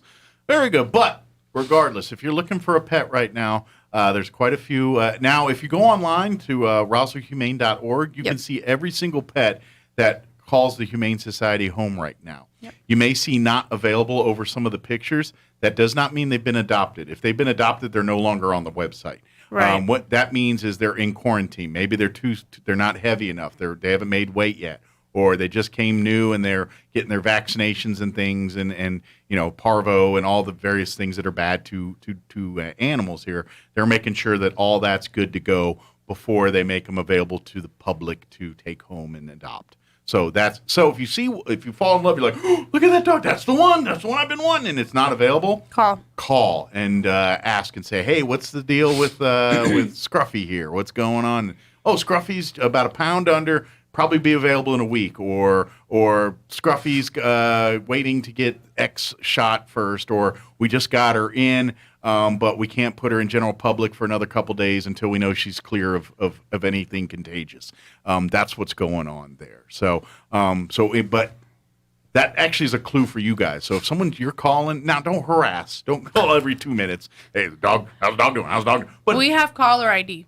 We will not answer. No, I'm kidding. But if you're like, hey, I want Scruffy here, when's Scruffy available? And can I meet Scruffy yet? And it's like, not yet, but give us, but you calling and showing interest, that's a good sign, because those are the people that we want adopting pets, people that are going to treat these pets like it's part of their family. And so that is a great indicator. Now you can get pre-registered. Like if you're like, hey, I want to adopt a dog. You want to check me out, make sure I'm good to go. They can get all that done, and then the moment that the dog is coming out on quarantine, then he can go right to the vet to get spayed, neutered, chipped, whatever it does, and part of your home the next day or two after that. So depending on the vet for their schedules, it depends and depends on the dog and what's going on there too. So, but you can get the pre-work done there, because anytime you adopt a dog from the Humane Society, there are requirements. You got to have a fenced-in yard that's got to be in an environment that's safe and okay for that dog. These dogs are not meant to be put out in your backyard and left alone for their own devices. That's not why they're adopting them. Cats. Strictly indoors? Yeah, strictly indoor cats, no outdoor cats. But say you can't adopt a dog because you live in an apartment or you live in a yard that doesn't have a fence or something like that. Well, cats will be adopted there, no problem. And obviously little dogs, if there's a fenced-in area that's not the full yard but good enough for that little dog, that works. And obviously, it's so if you've got 8 foot of fenced-in area, you're not adopting a Doberman. But if you want a Chihuahua, maybe we can talk. You know what I'm saying? Yeah, depending on the breed you're looking at, depends on the requirements. Yeah. So each breed has its own requirements. Height, size. Yeah.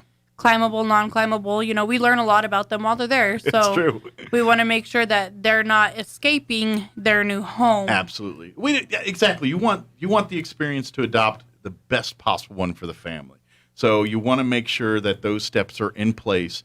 So A, nothing bad happens to the pet, but B, your family's also protected and getting, a good experience as a pet owner too. So it's a win-win for everybody, including.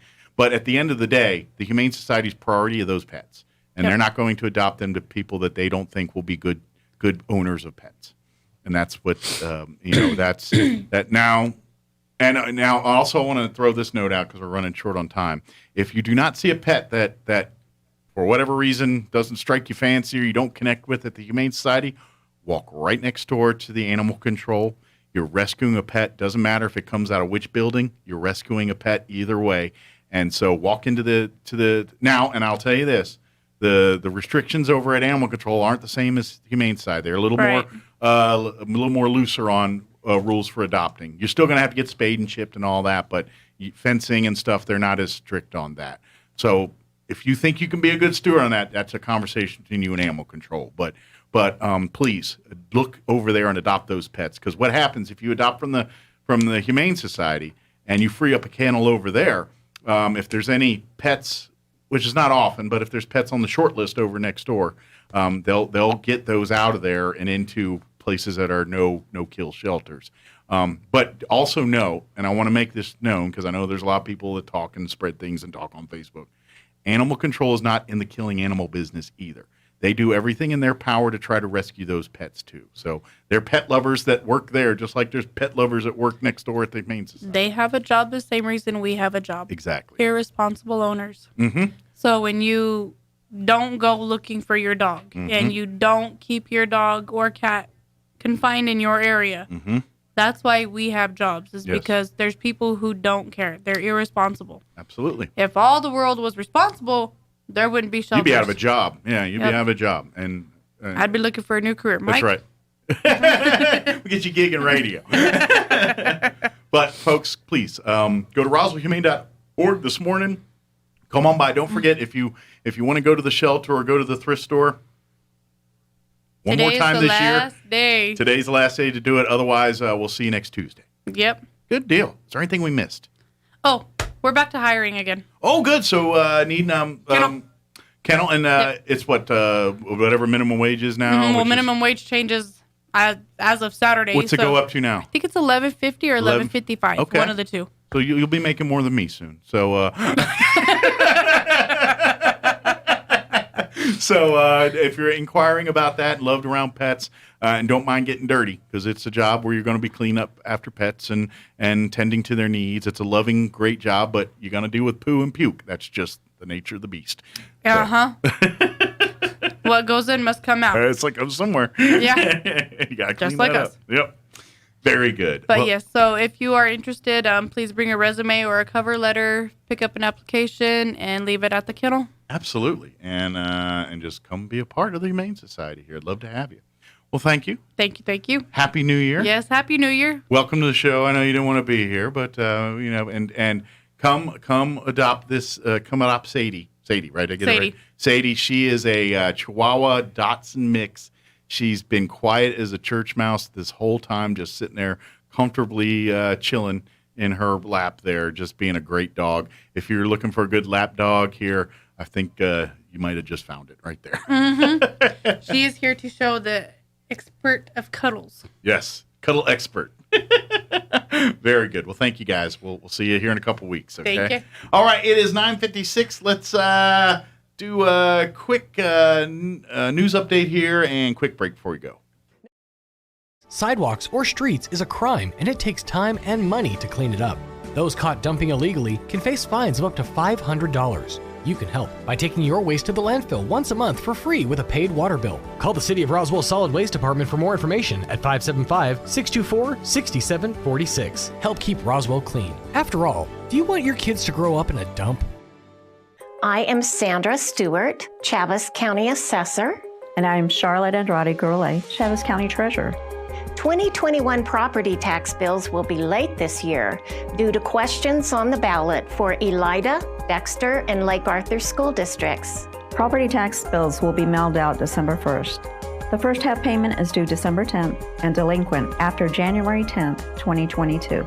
For any questions, please contact our offices. Thank you.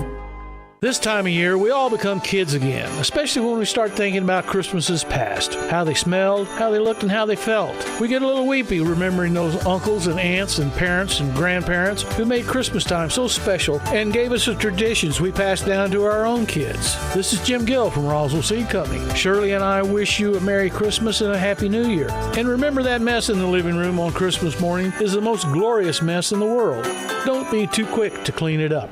Susan, it's so great to finally be able to get together again. Oh, it sure is. And I really appreciate you picking up the bill. I'm happy to. I've got the extra cash. Since we've all been driving so much more again, I've been using Get Upside, the free gas app that pays you cash back for every gallon of gas you buy. Wait a minute. Are you saying you actually get paid cash when you buy gas with the Get Upside app? Yes, up to 25 cents a gallon. Cash back every time I buy gas. Does that actually add up to anything? Some months I make $200 to $300. Wow, that's serious extra cash. I'm downloading the free Get Upside app now. Download the free Get Upside app now in the App Store or Google Play to save up to 25 cents a gallon when you buy gas. Use promo code LIFT for a 25 cents a gallon bonus on your first tank. That's up to 50 cents a gallon on your next fill-up. You can cash out anytime to PayPal or an e-gift card for Amazon and other brands. Just download the free Get Upside app and use promo code LIFT for a 25 cents a gallon bonus on your first tank. That's code LIFT. Here's a Mornings with Mike Winters fun fact. The average person spends only 10 minutes a day speaking. Many wish Mike Winters was more like the average person. Here's Mike Winters. And good morning. Closing in on 9 o'clock. Town Hall News up next. Stay tuned next hour. Chaves County Manager Bill Williams will join us, and we'll recap yesterday's commission meeting, going over redistricting and putting a bow on 2021 as far as Chaves County is concerned. So that's coming up here in just a few. Town Hall News up next. We'll be back on the other side. Don't go away. You're listening to Mornings with Mike Winters. Your home for Coast to Coast AM in Roswell, 106.5, Roswell's Talk FM, KEND, Roswell, New Mexico. News this hour from townhall.com. I'm Rich Thomason. Hope a major snowstorm in the forecast for the Denver area will help to stamp out a huge wildfire that has burned hundreds of homes, along with a number of businesses, including a hotel and a shopping center. Boulder County Sheriff Joe Pelley says tens of thousands of people have been forced to evacuate their homes. We know that people are anxiously waiting for word about the conditions of their homes and their neighborhoods. I want to assure you that our fire personnel are working as hard as they can to save additional structures as we speak, and when it's safe to do so, we'll start the emotional and painful process of assessing damages. The blaze, fueled by tinder-dry conditions, being driven forward by hurricane-force winds. One evacuee describes the scene this way. The sky was dark brown, the dirt blowing in swirls across the sidewalk like snakes. Colorado's governor declaring a state of emergency in the affected area. Yet another day of frustration for air travelers. The flight tracking website FlightAware reports that so far today, more than 2,400 flights globally have been canceled. That total includes more than 1,100 flights within, to, and from the United States that have been called off. The cancellations come amid staffing shortages blamed on the coronavirus. A surge in cases in the U.S. has upended plans to hold a major nuclear treaty conference at the United Nations in New York next month. According to the UN, organizers are now targeting an August 1st start date. I'm Mike Hempen. The ball will drop tonight in Times Square, but the traditional New York City New Year celebration will be scaled back. The crowd limited to 15,000 because of the pandemic. Stocks are in the red on Wall Street right now. The Dow down 27 points. The Nasdaq off 27 points as well. More on these stories at townhall.com. Tell me why a team worth $800 million should put you in the driver's seat. This Christmas, if you give me a chance, I will not let you down. Life made him an underdog. All my life, I've defined myself through sports. I was meant for something more. Faith made him a champion. God is going to do something great with you. Experience the true story of legendary quarterback Kurt Warner. Destiny wants the underdogs. You want to prove that? American Underdog. In theaters everywhere now. Rated PG. Parental guidance suggested. President Biden has declared war on the small business owners of America. He's pushed for a massive tax increase, and his $2 trillion infrastructure plan is a $2 trillion tax hike on American employers. Job Creators Network works hard to fight these attacks, and they're looking for a few good men and women to join their small business advocacy and advisor program. They will prepare you to be a leader for small businesses in your community, your state, and the country you love. If you want to join the fight, go to joinjcn.com now. That's JoinJCN. They need you. America needs you. The body of anti-apartheid campaigner Archbishop Desmond Tutu lying in state for a second day in Cape Town, South Africa. The BBC's Namsa Maseko reports from outside St. George's Cathedral. 2,000 people have filed past his body so far since it lied in state from yesterday, and many more are still queuing to do so. The government now, with the lifting of COVID-19 restrictions, it does appear that many more people will be able to file past his body and even make it to his funeral physically. But for those who will not be able to do so, there will be public viewing areas in many parts of the country that will allow as many people as possible to pay their last respects. The European Central Bank celebrating the 20th anniversary of euro notes and coins as member countries wrestle with the pandemic's impact on the European economy. News and analysis at townhall.com. What to do with all of those Confederate monuments that have been put into storage? Virginia state and Richmond city officials say they have a tentative plan. The proposal is to transfer ownership to the Black History Museum and Cultural Center of Virginia. Included in the transfer would be an enormous statue of General Robert E. Lee that was removed earlier this year, along with a 40-foot-tall pedestal that held it. Under the plan, the Black History Museum would work with officials at the Valentine Museum in Richmond and the local community to determine the memorial's fates. The plan is subject to city council approval.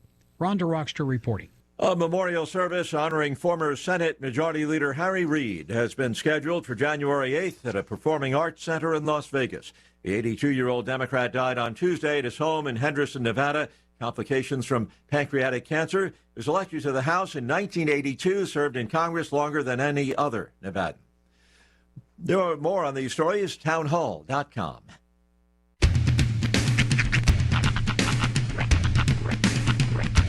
What in the wide, wide world of sports is going on here?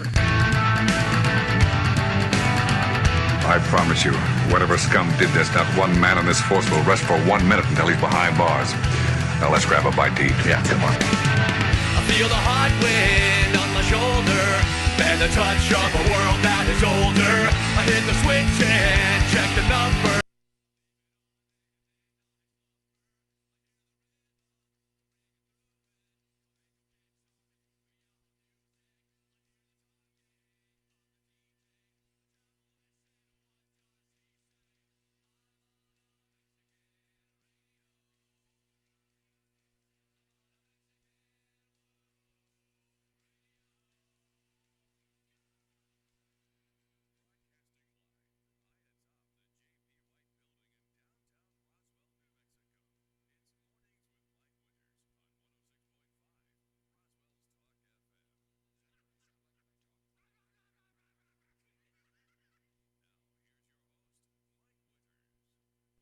And good morning. It is 6 minutes after 9 o'clock. Welcome to hour number 3. Tres Inviernos of Mornings with Mike Winters, right here on 106.5 Roswell's Talk FM. Happy New Year's Eve, everybody. Yes. By the way, Tanner's getting a little better at his R-rolling.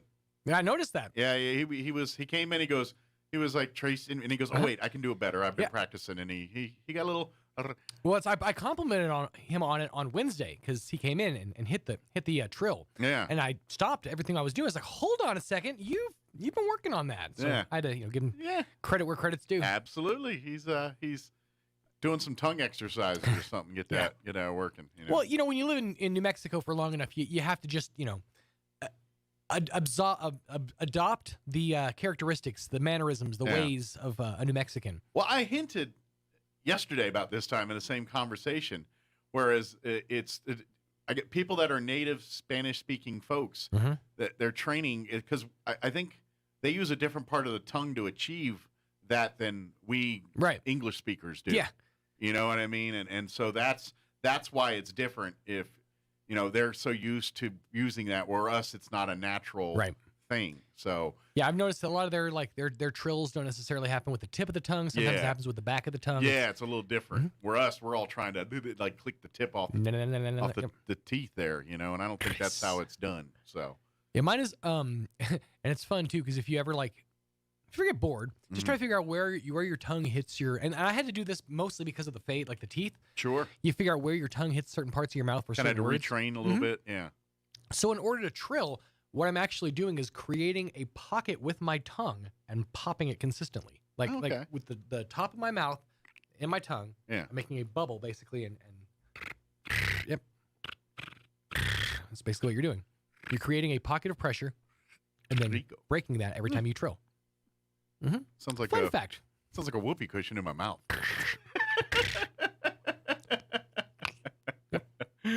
Well, happy New Year's Eve and happy McDonald's Day. Yes. It's Friday. Swing on by McDonald's as they do every single Friday, and will continue for 2022, supporting and being a part of Mornings with Mike Winters each and every Friday. We've been dining on delicious breakfast treats, and it was very much needed, especially after the less than tasty pumpkin spice ramen we sampled 2 hours ago. A hash brown does make a good palate cleanser. I ain't gonna lie. I've had the McDonald's sandwich and everything and some hash browns, but deep in the innards of my nostrils, I still smell pumpkin spice. It's still back there? It's still just lingering. Yeah. And it wasn't even a strong pumpkin spice. It's just lingers. Yeah. You know what? And I think maybe because you Afrin, you use the Afrin stuff, right? Yes, I have. The nasal spray. I think maybe that's number one, you need to cleanse, but I think that might be to your detriment. I think you're opening your nasal passages up so much that they're just absorbing all the stuff around you. Well, I don't do it all the time. It's just every once in a while when I've got breathing issues. Now, do you find yourself do you lean heavily into the? I know a lot of people that when they found the Afrin, they're like, okay, this is I'm addicted to it now. Yeah. I know it's got addictive properties, but no, it's just a once in a while thing. Because I get allergies, and that's what it is. And if I don't stay on top of my allergy spray, then I got to hit the Afrin. Right. So that's usually how it works. So I would think, in this case, go ahead and cleanse the nasal palate with some Afrin. But your open nasal passages are your own worst enemy in this case. Yeah. Well, they just lingered. So I smell sure, things. you get to breathe better, maybe live a little better, but you're going to be tasting that pumpkin spice for quite some time. It's all right. I'll just crowbar something else up the nose, and it'll All right. Maybe I'll do Vicks. I think I'm going to try blow today. It feels right for the first time. Cocaine. Yeah. Let's do that. Sure. It's a real palate cleanser. No, I was thinking maybe some, Vapor Rub. I couldn't remember. All I can think of is cocaine now. I kept wanting to say Nasonex. The Vaseline, the Vapor Rub. The Vicks sticks. Yeah. Which I love those, by the way. Which, I got to ask you a question. My wife's going to get mad if she's listening, but how creeped out were you the other night when my wife just sprung on you? We brought it up on the radio. How creepy was that? We brought it up on the radio. How creepy was that? Because it's this disembodied voice. It just springs up out of nowhere. Yeah. And I said, because at first I thought it was the cats. I mentioned something, I was like, the cats don't talk. Yeah. But then I'm thinking, and this is what I brought up. I was like, and Kim, love you. I said, this is how passive aggressive your wife can be. She knew I hadn't been over yet. So she sends me a text and said, so how are my kitties doing? Reminding me, yes. And yes, I needed that reminder. She's like, oh, right, I got to go check the cats. You knew I hadn't been there yet. You know what you're doing, Kim. But, I love Kim. I tease. But it was very off-putting when you hear the voice. I know. I've been telling her, it's like, she'll watch it. It's like, it's creepy. You know what the other thing is? So there's a camera attached, right? Yes. I don't know where to look. Yeah. I was like, okay. Just some disembodied I think at one point I was talking to the ceiling. God. It was if you're up there. It was on the fireplace mantle there. Yeah, there's a little face on it that I finally caught at the end. Yeah. Which is why I got up close to it and I was like making eye contact with the weird robot thing, which blinks, by the way. Yeah. Does it? There's a little face on there, it blinks. That feels highly unnecessary. Oh, man.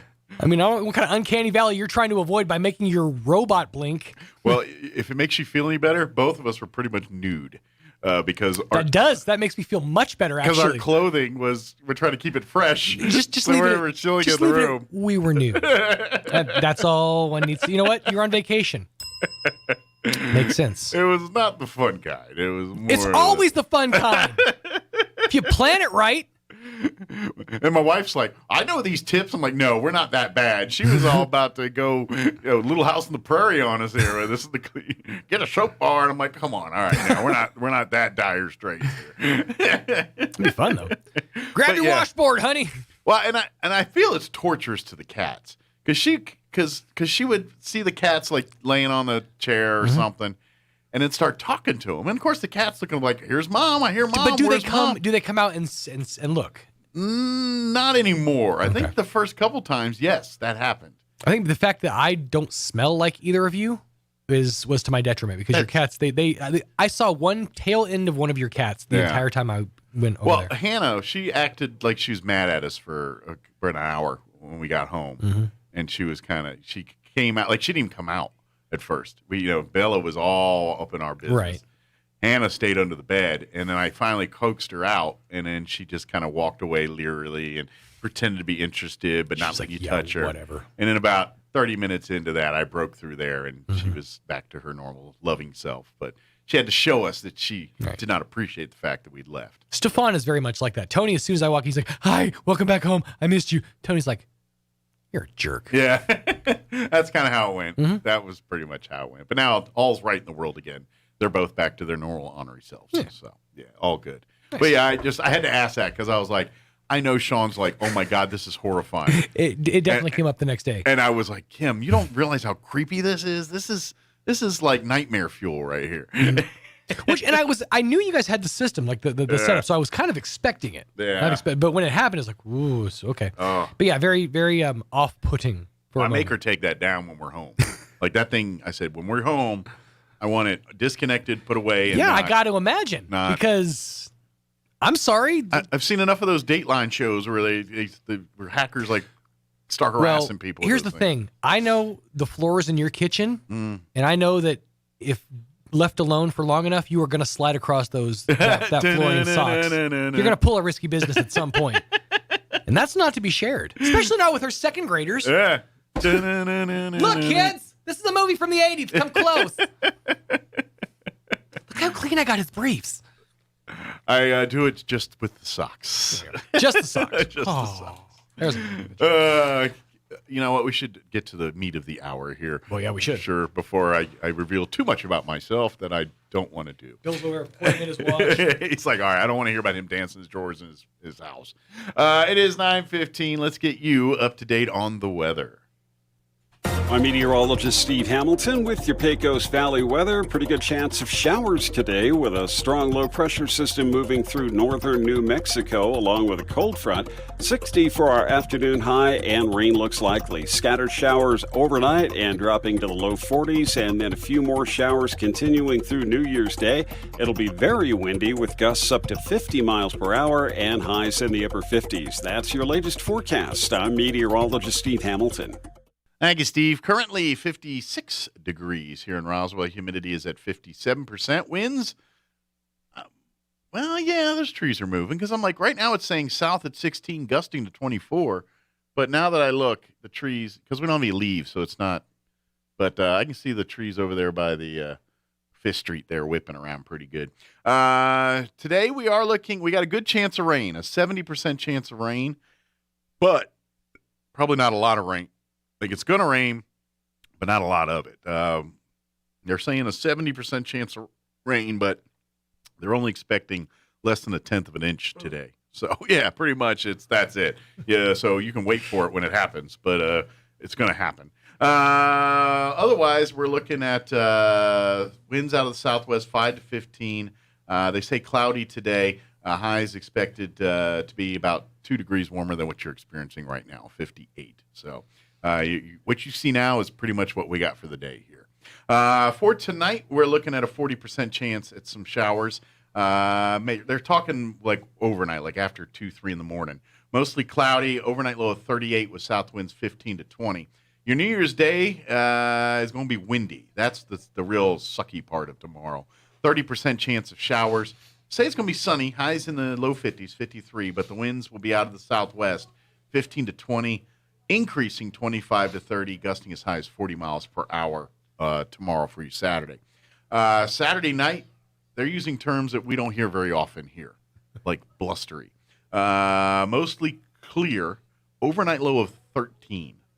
Yes, 3. Blustery, north winds 15 to 25. They will drop down 5 to 15 after midnight. Sunday, going to be another chilly one. Sunny skies, high of only 48. South winds 5 to 10. Another chilly overnight Sunday, a balmy 18 for an overnight low on Sunday. And then Monday, sunny skies, highs back into the mid-50s. So when you head back to work and school on Monday, it'll be 50s will feel much more pleasant by then. So that's what we're looking at. All right, it is 18 after 9. Let's take a 4-minute break, and then on the other side here, we'll have County Manager Bill Williams join us, and we'll talk about County Commission meeting met yesterday, buttoning up the redistricting. Now that's done, and we move on to 2022. So we'll talk all about that on the other side. Don't go away. This time of year, we all become kids again, especially when we start thinking about Christmases past, how they smelled, how they looked, and how they felt. We get a little weepy remembering those uncles and aunts and parents and grandparents who made Christmas time so special and gave us the traditions we passed down to our own kids. This is Jim Gill from Roswell Seed Company. Shirley and I wish you a Merry Christmas and a Happy New Year. And remember, that mess in the living room on Christmas morning is the most glorious mess in the world. Don't be too quick to clean it up. Get ready to put 2021 in the rear view. The City of Roswell presents Rockin' Roswell 2022. Usher in the new year with hors d'oeuvres, a cash bar, and music by DJ Cool Arrow. Then at midnight, get ready for the glitter and gold balloon drop with up to $500 in cash prizes. Tickets are just $20 a person and $30 a couple and are available now at the Roswell Convention and Civic Center on North Main. Call 575-624-6860 to find out more. Rockin' Roswell 2022, Friday, December 31st, 9 p.m. at the Convention Center. What does it mean to be a world-class university? To start, being ranked in the top 2% of universities in the world, and to be the only designated R1 highest research activity university in the state. It's about creating the most opportunities for students. And at the University of New Mexico, we do just that by offering affordable, top-tier education year after year and awarding millions in scholarships to our students. So, what are you waiting for? Apply to UNM at apply.unm.edu. Gear up for 2022 at Big O's year-end sale. Head to Big O for our best deals on tires, brakes, oil changes, and more. From December 11th through the 31st, save on Michelin or BF Goodrich at your neighborhood Big O store and get a reward card of up to $120 with paid installation.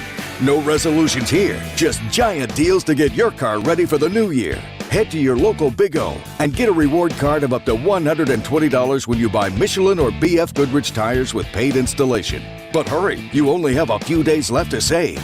Go big at Big O during our incredible year-end sale, December 11th through the 31st. Big O Tires, the team you trust.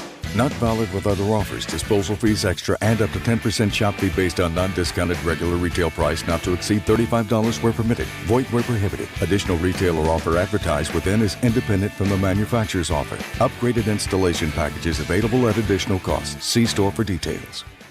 This is John. Hey, my name is John Jackson. He's not some actor. He's a steward of the land with a John Deere 3 Series tractor and a PTO Quick Connect that hooks up rear implements with a single click. John runs with us because to him, there's nothing more important than connecting with the land. Nothing runs like a Deere. Hear John's story at Deere.com. Stop by Pecos Valley Equipment in Artesia and Roswell or visit us online at pecosvalleyequipment.com. Some of us have already been thinking about it. Some of us are dreading it. Few of us are good at it. It's those three little words that come around this time every year. If you're thinking of New Year's resolutions, you'd be correct. However, let me put a different spin on things for the 2022 year. Instead of starting new things, let's stop some things. Sounds good, right? Well, this new year, let's stop not spending more time with our family. Let's stop not being good neighbors with those around us. Let's stop not being kind. Here's a good one. Let's stop not going to church this new year. Let's stop not reading our Bible as much. And let's stop not praying as much. Well, you get it, right? Maybe some things need to change. What do you need to stop doing this new year? Come join us this year at the Country Club Road Church. We'll be looking for you. Join us at the Country Club Road Church of Christ for worship at 10 a.m. on Sunday, located on the corner of Country Club and Washington in Roswell. Here's a Mornings with Mike Winters fun fact. Astronauts are not allowed to eat beans before they go into space because passing wind in a spacesuit damages them. The suits or the astronauts. Here's Mike Winters. And good morning. It is 22 minutes after 9 o'clock, and joining us in studio this morning, Chaves County Manager Bill Williams back with us. Good morning, Bill. Good morning. How are you doing? Happy New Year, Merry Christmas, all that good stuff. Yeah, I'm doing real well, and I'm happy to announce that I've made enough money this year that I can comfortably live till the end of this year. Awesome. So you got the you're living high on the hog. just in time. Another well, the next 20 hours. Closer by 5 o'clock. Maybe I will have made enough to make it through to the end of the year. Sweat until about dinner, and then it's game on. Got it made. Well, I think always set bars. I don't care if they're low bars, high bars. You never set a bar too high, because then if you set it low, and then you're going to be happy all the time. Under promise, over deliver. Exactly. You set the bar too high, and you're going to disappoint yourself. Little bites. Absolutely. Well, I think it is fair to say that the county commission put 2021 a neat little bow on it yesterday with the redistricting and everything. We did. So. Normally, we have our county commission meeting the third Thursday of the month, and we had one the third Thursday of the month. Unfortunately, we had to have a special meeting. We had a couple of unresolved issues. One of them we had on our agenda last time as an emergency resolution that needed to be done because it was time sensitive. But then when we decided to have a special commission meeting later in the month, and we removed that from the agenda because at that point it was no longer met the requirements for emergency, and we advertised it like we would a regular meeting, a regular special meeting. I know it sounds semantics, but it's how it's all part of transparency, and any governing body has to have criteria as far as announcing when they meet and whether it's a scheduled regular meeting or an emergency meeting or unplanned meeting. There's got to be a public notice for any of that stuff. And elected officials, they can't meet in force, somewhere in the community because that's a quorum. And they can't call each other and, hey, how are you going to do this next week? They can't do that. That's a rolling quorum. There's so many rules and regulations to make sure that they follow. Now, on many levels and nationally included, does that happen? Yeah, sure. Come on. Wow. How many stories have you heard of dealings getting done in saunas on Capitol Hill? In Capitol Hill, nothing surprises me there. Yeah, exactly. So, that may be the way of the world in some places. But we live in a small community, and sometimes there's an event, and we have 5 commissioners, so 3 is a quorum. So if you have 3 or more, somewhere they have to stay separated. Yeah. So if you'll ever notice, if you see a large event in Chaves County and there happen to be, say, 4 county commissioners, there won't be more than 2 sitting together. They'll be across the room. Like if they go all to a restaurant and have breakfast, like 2 at one table, 2 sitting over at another table. They can here. point and laugh, but they can't actually have any conversation. How's your eggs, Dana? Good. That's it. Very good. But no, they did officially meet in yesterday. Yes, and the reason they had to meet is we had until January. Well, actually, we have until December 31st today, by close of business, I guess, to have a redistricting plan in place. And we had several plans to choose from. We had 7 in total. Okay. And of course, I guess you can manipulate the data and the precincts and everything, and probably have 1,000 if you wanted. Sure. But we had a demographer, New Mexico Demographics Research.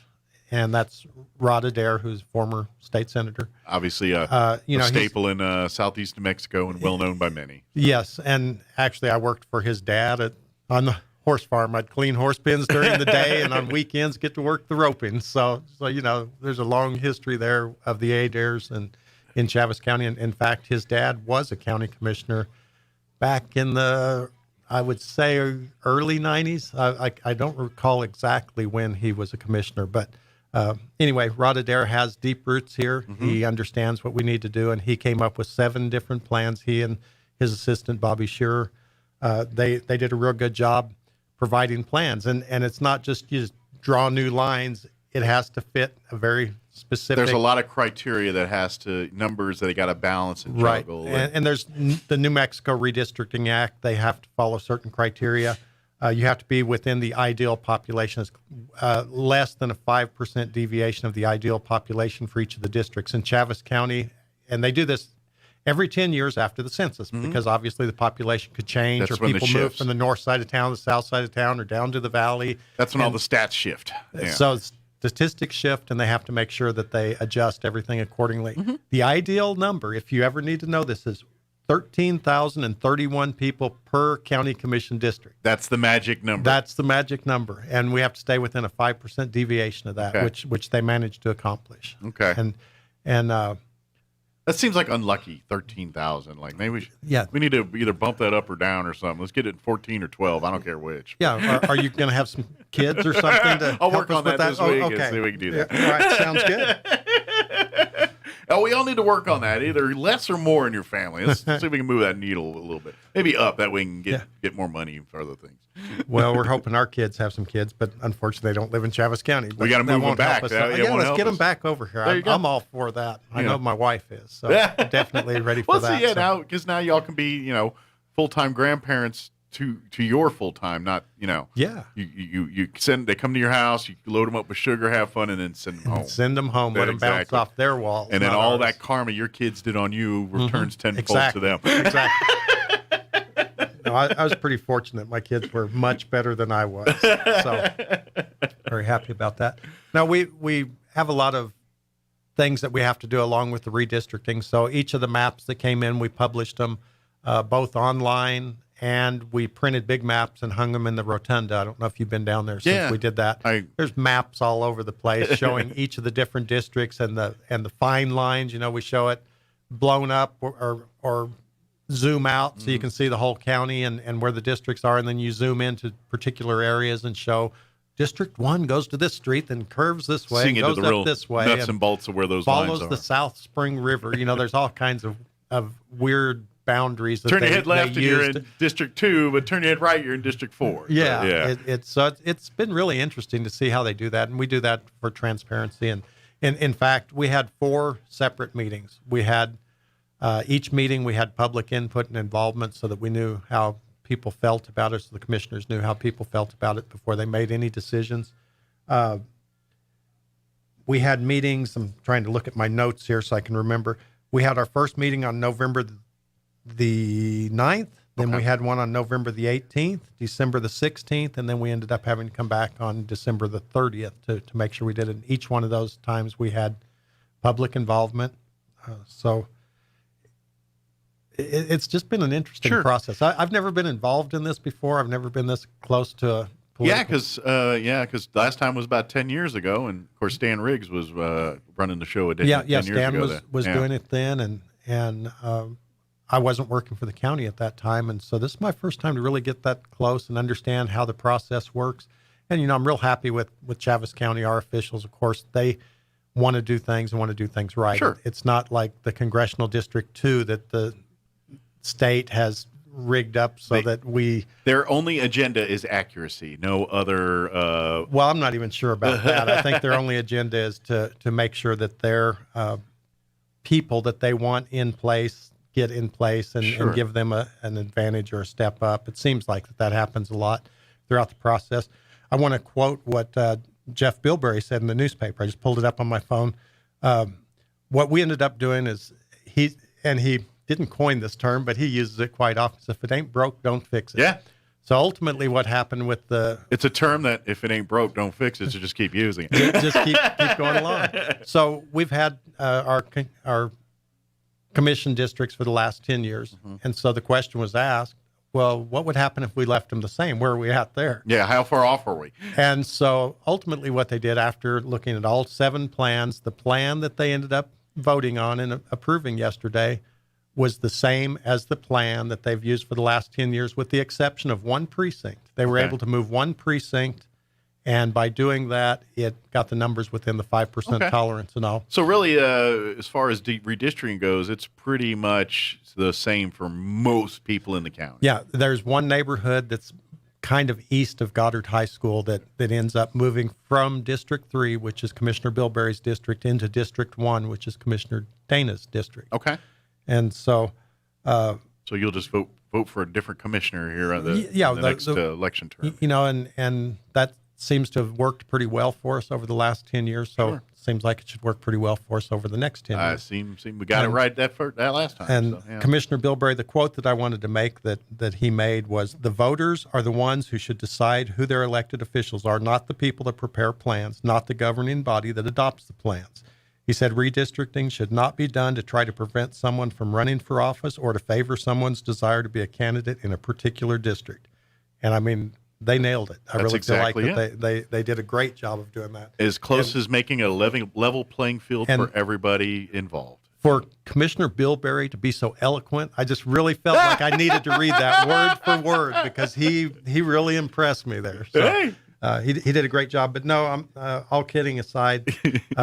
He said it, not me, Bill. The redistricting. I thought you were very articulate. The redistricting is done, and I think they did a great job. They really poured over each of the plans, looked at each different boundary and the demographics. And that's where the time involved is, because like they're saying, they're taking, Mr. Dare obviously came up with these 7 different maps, and I'm sure each commission, in their downtime and in the bathrooms or wherever they go and they're reading their private stuff, we're going through each of these maps and really fine-tooth combing through it and saying, hey, which one looks to make sense? And then after going through those, like they said, it came up. So, all right, well, how far off are we anyway from what's currently sitting here? And it turned out we're not that far off. So, again, if it ain't broke, don't fix it. The path of least resistance is sometimes the best way to go here, and it turns out in this scenario, in this case, that's exactly what it was. Well, and it's not only the 5% variation from the ideal number, but there's also the demographic information, the population diversity. Sure, you want to make sure that you're not creating an area that reduces someone's ability to elect someone because you've changed the demographic of the makeup of the people. And so, they have to be very careful with all of that stuff. We ended up with 4 out of 5 commissioner districts have greater than a 50% Hispanic population, which matches up with the census I was about to say, of our area. I don't think we had a major, cultural shift in our county at all. We didn't. And so you don't want to, load it so that one district is all going to vote one direction or anything like that. So because nothing's going to get done that way. Right. It just isn't. We need to have a good representative sample of what our community is and how it's made up. And I really feel like they did a good job of that. And like I say, they had to pour over every one of these plans, whether it was one that they were very interested in or not. They had to really weigh the pros and the cons of each one. And I'm glad this only happens once every 10 years. Well, and they did their job right. And when we talk about government work, fast is never an option. Getting it right is the best you can hope for when it talks to government. Decisions made being a government official versus being a private industry official are night and day different. There's different. And, obviously all's looking at money here, but the county don't look at it as a money-making adventure. They don't look at things like that. They're looking, all right, where's balance? Where's fairness? How do we create equal opportunity, equal playing field for all of our residents here? And so to go through and do the time, that takes a lot of time. And so that's their job. That's how they do it. If anything other than doing that, they're not doing the job right. And that's absolutely. And that's, you kind of on a different subject. That's why we have our Chaves County Comprehensive Land Management Program, so that we have determined what the best use of properties are within Chaves County. Ranching, farming. Those are vocations that bring. Well, they're the main vocations in Chaves County. Absolutely, yeah. And so we have to be cognizant of how those areas are used and how those lands are used, and when outside entities such as the federal government come in and want to switch things up and take land off of the tax rolls and take away the ability for ranchers to lease those and graze cattle and those things. They look at all that stuff very, very carefully. Absolutely. And all of this kind of intertwines and ties together. It's all connected. So, yeah, absolutely. And that's that's what they're dealing with. So time is.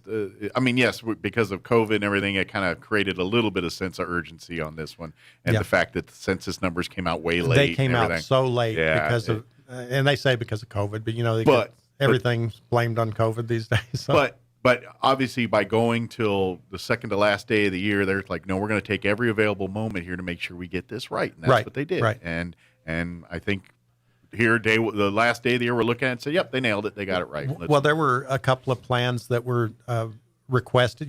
These plans are kind of developed. They came out with 5 plans first. Rod Adair came out with 5 plans, and then 4 plans, and then those plans were augmented by public input, by the input from the commissioners, and then the 5th plan came out. And those are kind of hybrids of the original 4 a little bit. Yes, and then the 6th and 7th plans came out just prior to the last county commission meeting, and that was really the reason they came up with the special meeting on the 30th, is because we didn't feel like we had adequately put those out for people to see. They came in at such a late date that we were unable to really get them posted for people to look at, and that's what they're all about is open government. And that's the other part I really failed to mention in all that is during this time of debating, yes, our commissioners are consulting with their constituents and saying, what's issues are you having with Plan A, B, whatever it is, and or what do you like about this, and so the county commission in and of itself are taking those variables into their decision-making process as well. So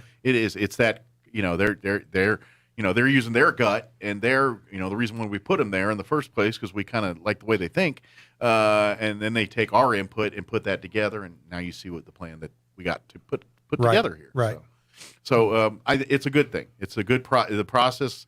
Like you said, it's monotonous and tedious and you want to pull your hair out some days, but at the end of the day, it's a good process and it's probably the most fair and agreeable way to achieve the end game we want to achieve here. Right. If people play by the rules and don't gerrymander and try to fix things up so that their brother-in-law can become the next commissioner or something, and we had none of that in our county commission. And then when it does happen, we the appropriate people call that out and make that put that out there on the table so everyone sees what's going on there. So we feel very comfortable and confident that they selected the right plans. They really poured over it. If you see one of your county commissioners, give them a shout out, give them a pat on the back for the time that they spent doing this. It was really difficult. Yeah, buying breakfast, but individually, not at one place together. Not more than 2 at a time. Don't take Tara and Jeff and another one. You just take. Well, that's the other thing too. They won't let you buy their breakfast. No, that's true. I joke, but yeah. Every once in a while, I want them to buy my breakfast. Ooh. And I'm not asking them to do that or anything, but if they start hanging out with Will, it's like, I see you're eating, Will. I'm gonna He'll buy you a burrito too. I got you. I'm all about the food, especially the burritos. As any good red-blooded human being should. So we did 2 things at the commission meeting yesterday. The second thing was we decided to join in the New Mexico opioid settlement. We talked a little bit about this a couple weeks ago. Just a little bit, yeah. And so what happened is last-minute notification, literally the week of our last county commission meeting, the Association of Counties says, you have until January the 2nd to join the opioid settlement in New Mexico. So the big producers of opioids have been sued, basically a class action lawsuit. There's something like $26 billion to be divided up between counties and municipalities with more than 10,000 people if they join in. Which really... we weren't in the original suit, but now they've opened it up. If you meet that criteria, you can say, yes, I would like our cut. Which makes sense because obviously the opioid epidemic and everything that's going on has impacted every county, every community, every municipality in the United States of America. And even if they weren't originally on the suit, the victims of it can benefit through education, through the monies that will go to hopefully put towards education and outreach of curtailing the opioid epidemic. It's about a 150-page document that I read, and it's just one of the first documents I think that are going to be coming out for this. And so reading through it, glossing over it, however you want to look at it, because I'm certainly not a lawyer and I didn't want to spend that many hours reading line by line what's in there, but they call it opioid remediation. So, education is one of the things that you'll be able to spend money. You can't just use the money for whatever. It doesn't go into your general fund. Can't build a bridge with it. But or it does need to go towards correcting the problems that the opioids have caused in our nation, and the manufacturers have either accepted their responsibility, or the courts told them they were going to accept their responsibilities. I don't know exactly how it shook out. So just out of curiosity, obviously, so counties elected to jump in on board. Hey, we got money coming. We'll sign up for the money. What do they have any kind of time frame of when they expect to start seeing the actual monies from this coming into the coffers? No, and they don't really have a dollar amount yet, because they need to know how many people are going to join in before they can divvy it up. They I think, kind of have an idea of what the overall amount is going to be, but depending on how many people within the state, not only our state but other states, join in, then that state gets a certain percentage of the overall amount. Based on population, you know, the bigger the population, the bigger percentage of the money you get. I think so. And I did see it in the document. There is a list that shows the percentages each state will get, and then it's broken down within the state based on the population, like you say, with the different counties, municipalities that meet those requirements. Yeah. And so we divvy it up equally, but we don't know what those amounts are going to be. Sure. Just the main thing is getting on board now, so that we can. And that's kind of there. I imagine there's a couple schools of thought on that. And yeah, on the surface, that probably seems the most fair. But then one could also argue, well, okay, where's the trouble spots? Where's the hot spots? Where's the parts in the state that this is really bad? Maybe we should focus the monies on those areas versus maybe areas that it's not an issue. And you know what? There's arguments both ways. That sometimes places with a real high population have real high drug problems. Other times, real poor areas have high drug problems. And so I think you're right. I think you probably need to kind of follow where the issues are and maybe divide it up that way in a perfect world. Sure. Whether it goes that way or not, I'm not certain. But that's what's going to be next after all said and done. As you said earlier, though, every community in the U.S., probably worldwide, has got some degree of opioid problems. Yeah. And you see the homeless people on the streets. Many of those have opioid issues. There's a lot of people in the audience right now saying that communities, I got it in my own home here or in my own family. Well, and I think that's why they found the manufacturers at fault, is because they made it too easy. If someone had a surgery, then we're going to push that you prescribe this, and you don't take them off in the time that they need to. They didn't fully make the public aware of the consequences of that. It's like smoking. I mean, nowadays, it's kind of on your own if you pick up smoking, but back in our parents' time, it was a different mindset. It's like, oh, it's relaxing, it's gonna, and it's like, oh yeah, by the way, it's gonna kill you over time. But it's the same level we're talking. No, I think of some of the chores we had when I was a kid. Go empty the ashtrays. It's like, what? People wouldn't even, what? Yeah.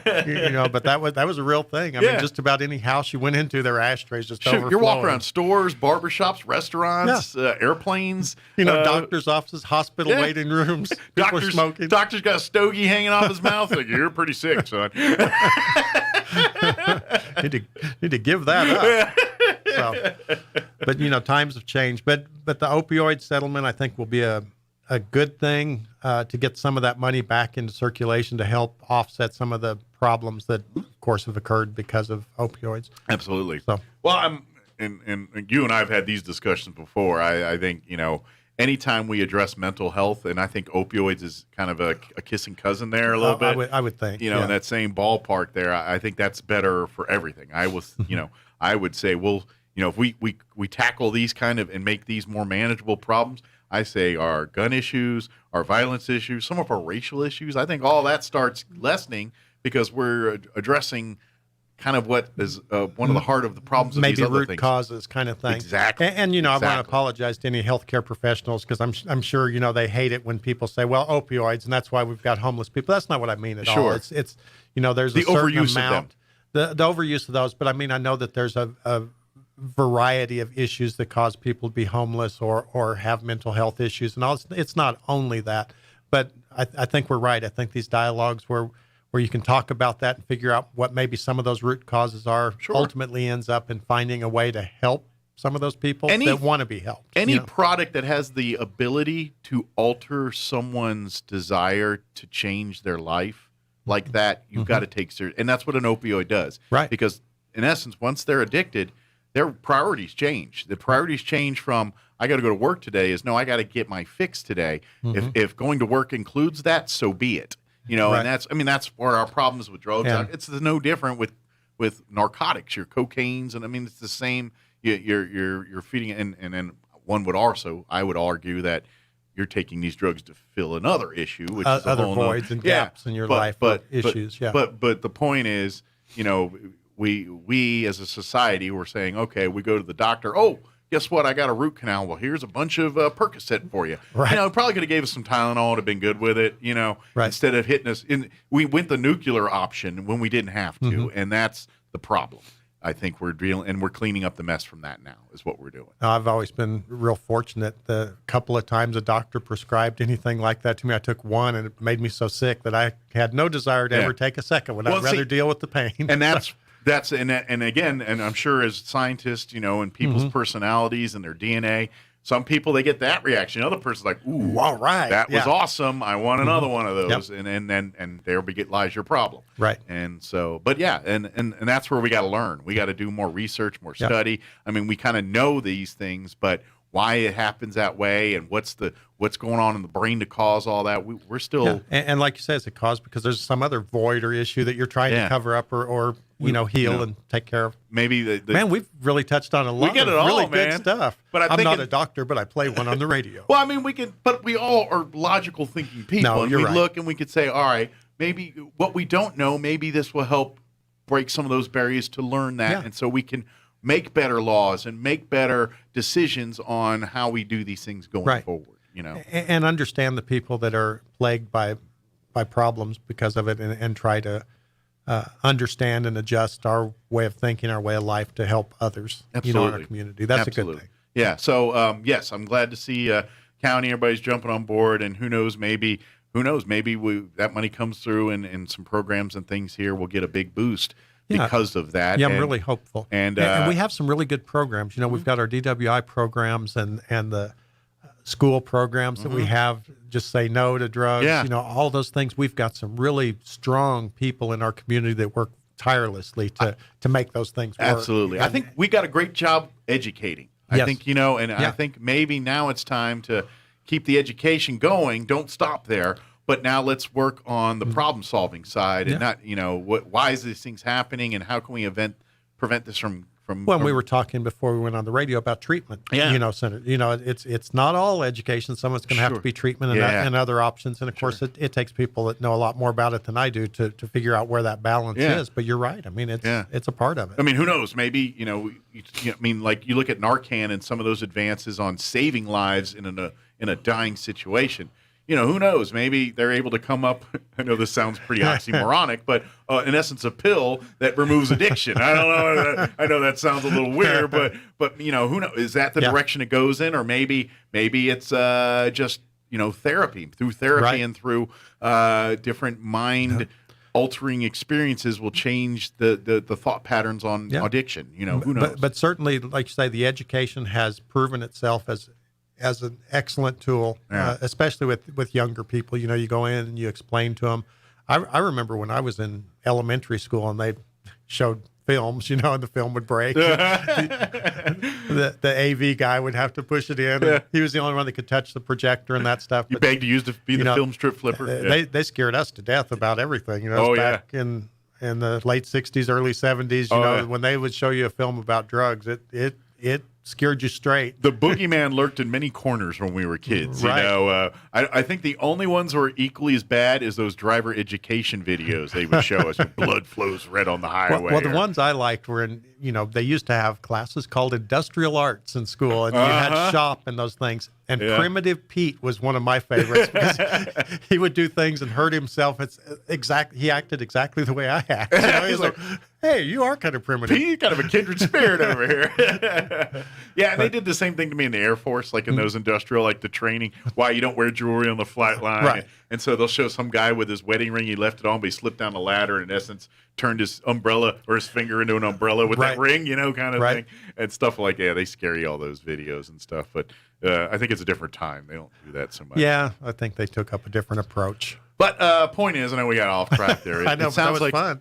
But it sounds like this could be get in some extra money, and maybe we'll see some good things come out of that in the future. I think so. And we don't know, we have no idea how much money it's going to be. It may be a very small amount, but whatever it is, we're glad to get it and to put it towards the problem. Yeah, absolutely. So anything else that came out of yesterday that we probably should let folks know about, or that pretty much cover it? No, that's it. We stayed on track. It was a very tight schedule yesterday. Stayed on track and just got it done. And we're looking forward now to next month's meeting. Will be a week early. Yes. Because the New Mexico Association of Counties Legislative Conference is during the third week of January. That's when we normally have our meeting.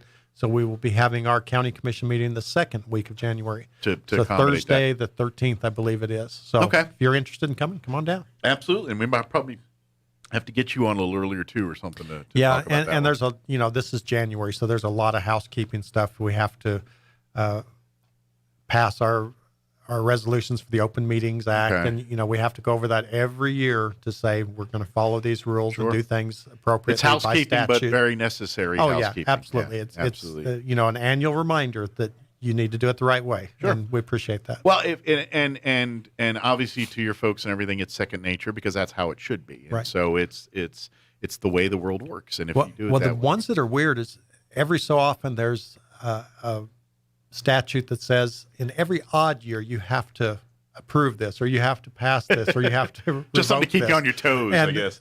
I would much rather it be every year because it's a whole lot easier than to remembering, is this an odd year or an even year? It's like, did I take the trash out tomorrow or the next day? That debate we all have. So, but anyway, we're looking forward to the new year. Have great things planned for Chaves County, and we're always here to help. If anyone has any requests, need your roads fixed, whatever, call the road department. If you need other things, give us a call. We want to work towards solutions. Absolutely. Well, happy 2022 and New Year. Welcome to the New Year here. And we'll see you here, I guess, probably a week earlier in January here. Right. I'll call you next week. We'll nail out a time when you have a better idea, and I do too. Sounds good. And then we'll get that going. And of course, if you have any questions about anything, don't hesitate. Go to the county's website.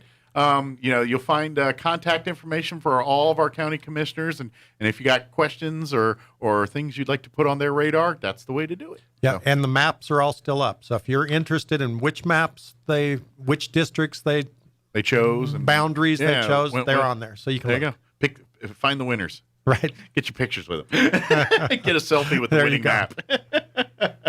Well, thank you, Bill. Thank you. Happy holidays. Happy New Year to you and your family. I'm glad you made it back from Dallas. We did. We made it back. And a day later, and a steak in my belly more than I anticipated, but it's all good. So, excellent. Thank you, sir. We'll see you next time. Okay. It is 9:55. Let's take a quick town hall business update, quick break before we go. Don't go away. With the SRN News Business Brief, I'm Rich Thomason. Well, it looks like the post office did manage to avoid a repeat of last year's holiday shipping nightmare. Unlike a year ago when there were massive shipping delays, 2021 holiday season deliveries went smoothly for the most part. ShipMatrix, which analyzes shipping package data, reports that 97% of the Postal Service's shipments were on time during a 2-week period in December. A company spokesman says shippers were better prepared, and they were aided by a trend toward more people shopping in stores instead of ordering online. Greg Clugston, Washington. More rough seas for the coronavirus-battered cruise ship industry. The CDC recommending that people avoid cruises regardless of their COVID vaccination status. The airlines hard hit by staff shortages, canceling more than 1,000 U.S. flights so far today. With business, I'm Rich Thomason. This is Tim Jennings, your former state senator.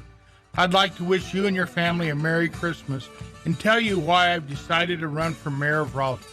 I believe Roswell can and should be doing a lot better. But right now, we just don't have the leadership for our city's needs. Rather than the current mayor's $35 million voter-rejected boondoggle to build a public safety complex, I'll get back to the basics and fighting crime by putting more cops on our streets. I'll cut the fees the city has raised on everything from the adult center to the zoo, even at the Veterans Cemetery. As your mayor, I'll bring jobs to our city and make sure that road and infrastructure projects are completed quickly. Again, this is Tim Jennings running for mayor of Roswell. I hope you and your family have a blessed Christmas season. I humbly ask for your vote for mayor of Roswell this coming March 1st. Paid for by Tim Jennings for mayor. I am Sandra Stewart, Chaves County Assessor. And I am Charlotte Andrade Gourlay, Chaves County Treasurer. If someone is pressuring you to sell your property at a reduced price because you are delinquent on your taxes, beware. If you're a delinquent, please contact the Chaves County Treasurer's Office and we will work with you to bring your account current. Please note that any real property 3 years delinquent can be auctioned off by the state of New Mexico. For any questions, please contact our offices. Thank you.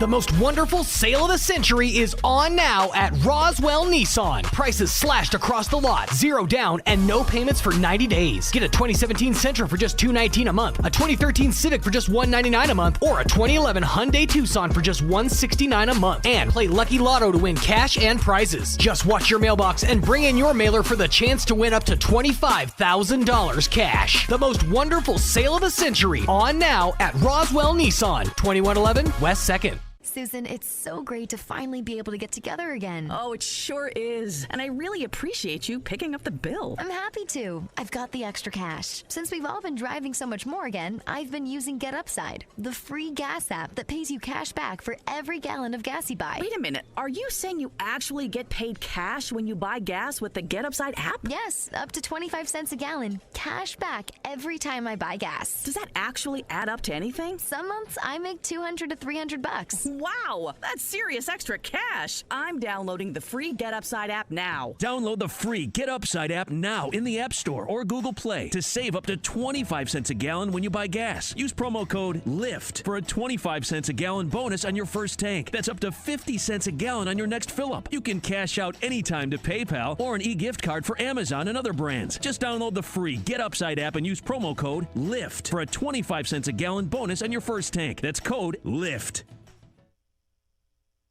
Here's a Mornings with Mike Winters fun fact. China has more English speakers than the United States. They have more Chinese speakers, too. Here's Mike Winters. All right, that's going to do it for us for 2021. Thank you. Thank you, each and every one of you, for finding this show and making it a part of your day every day. Cannot thank you guys enough. I'm so appreciative of all of you. And I hope you have an awesome, safe New Year's weekend here, and I hope 2022 brings you and your families and all of us a bright, joyous, prosperous year. May great blessings happen to all of you, and I cherish each and every one of you. Thank you so much. Have a wonderful day. Have an amazing day. We'll talk to you bright and early Monday.